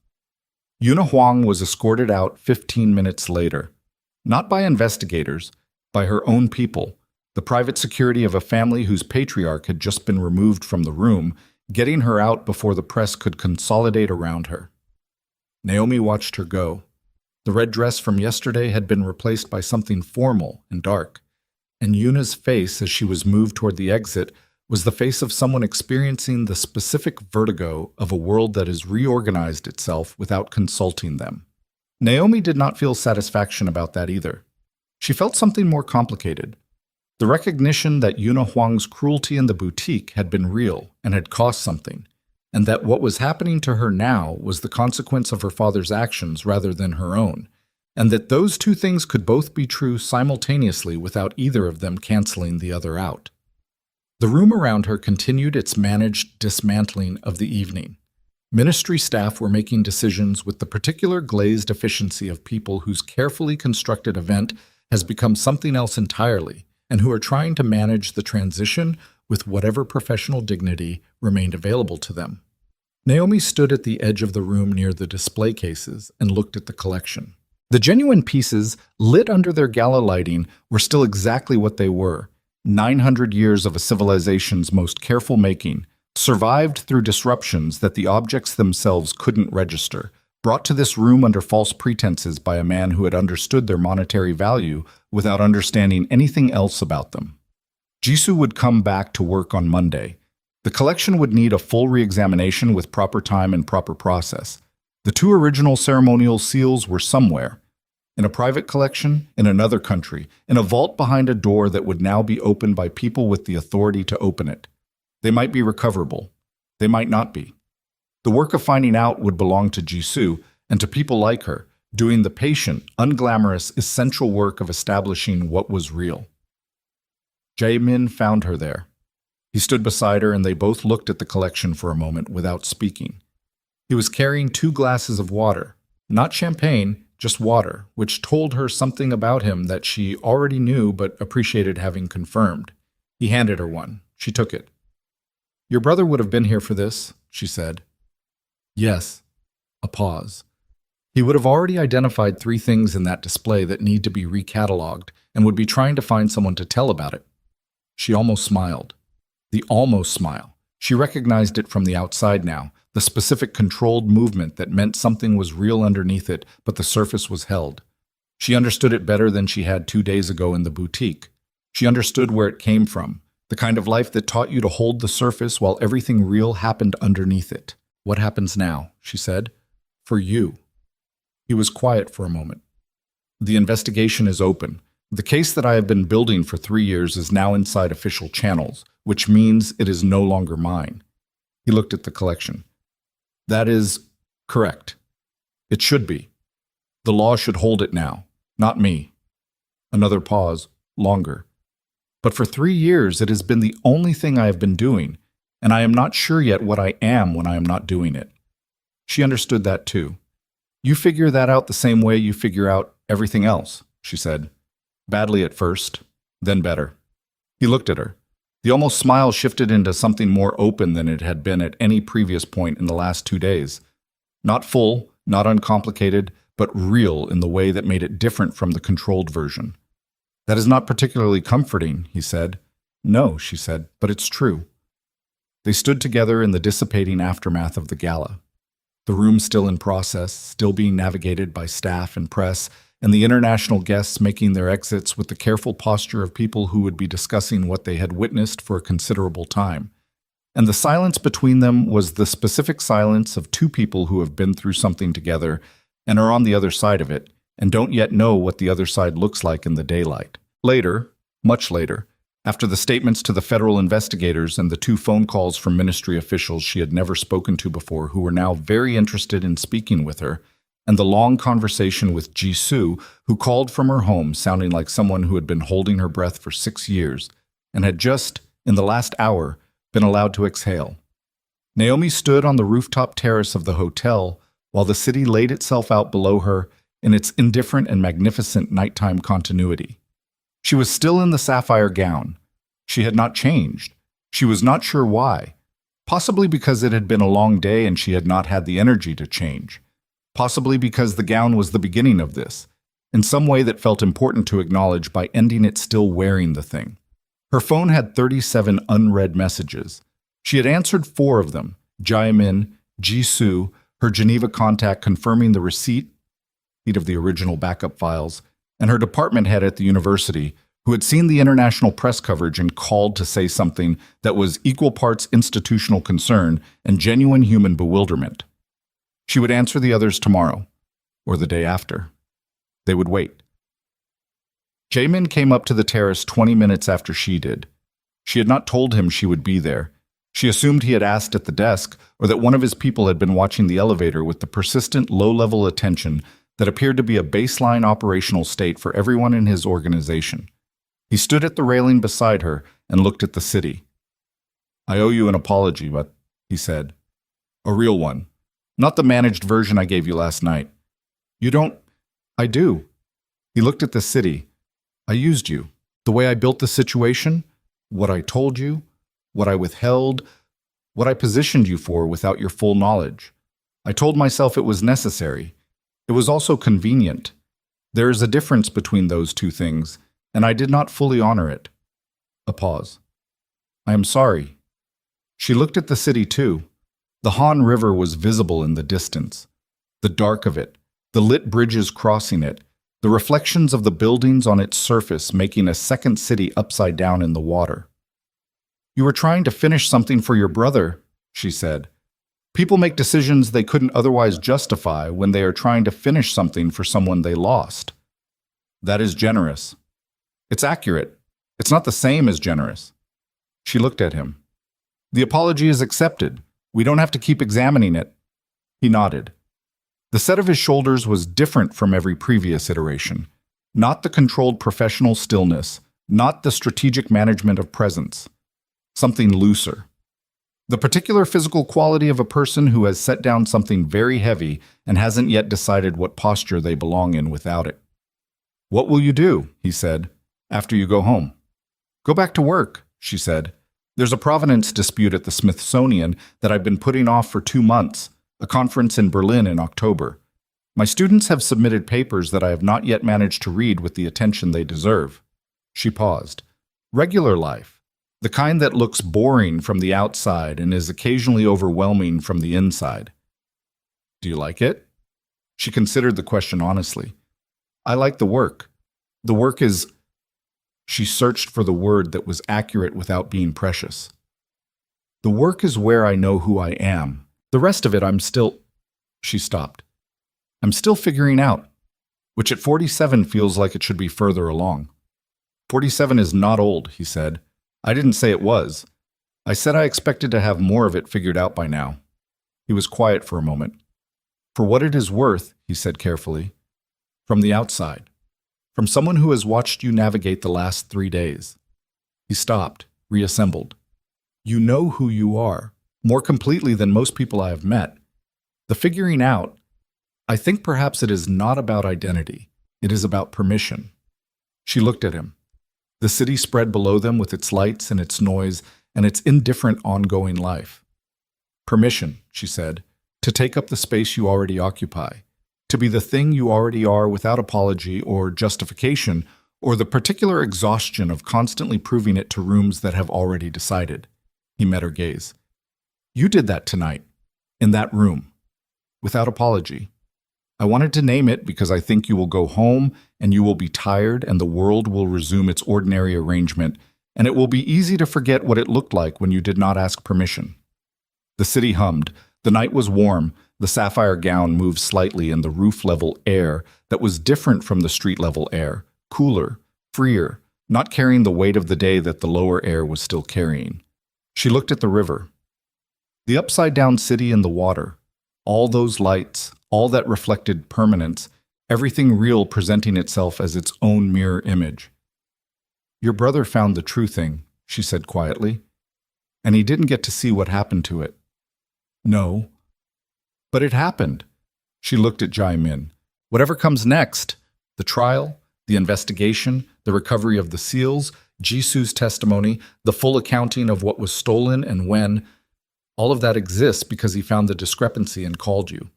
That is his." She paused. "Make sure it stays his."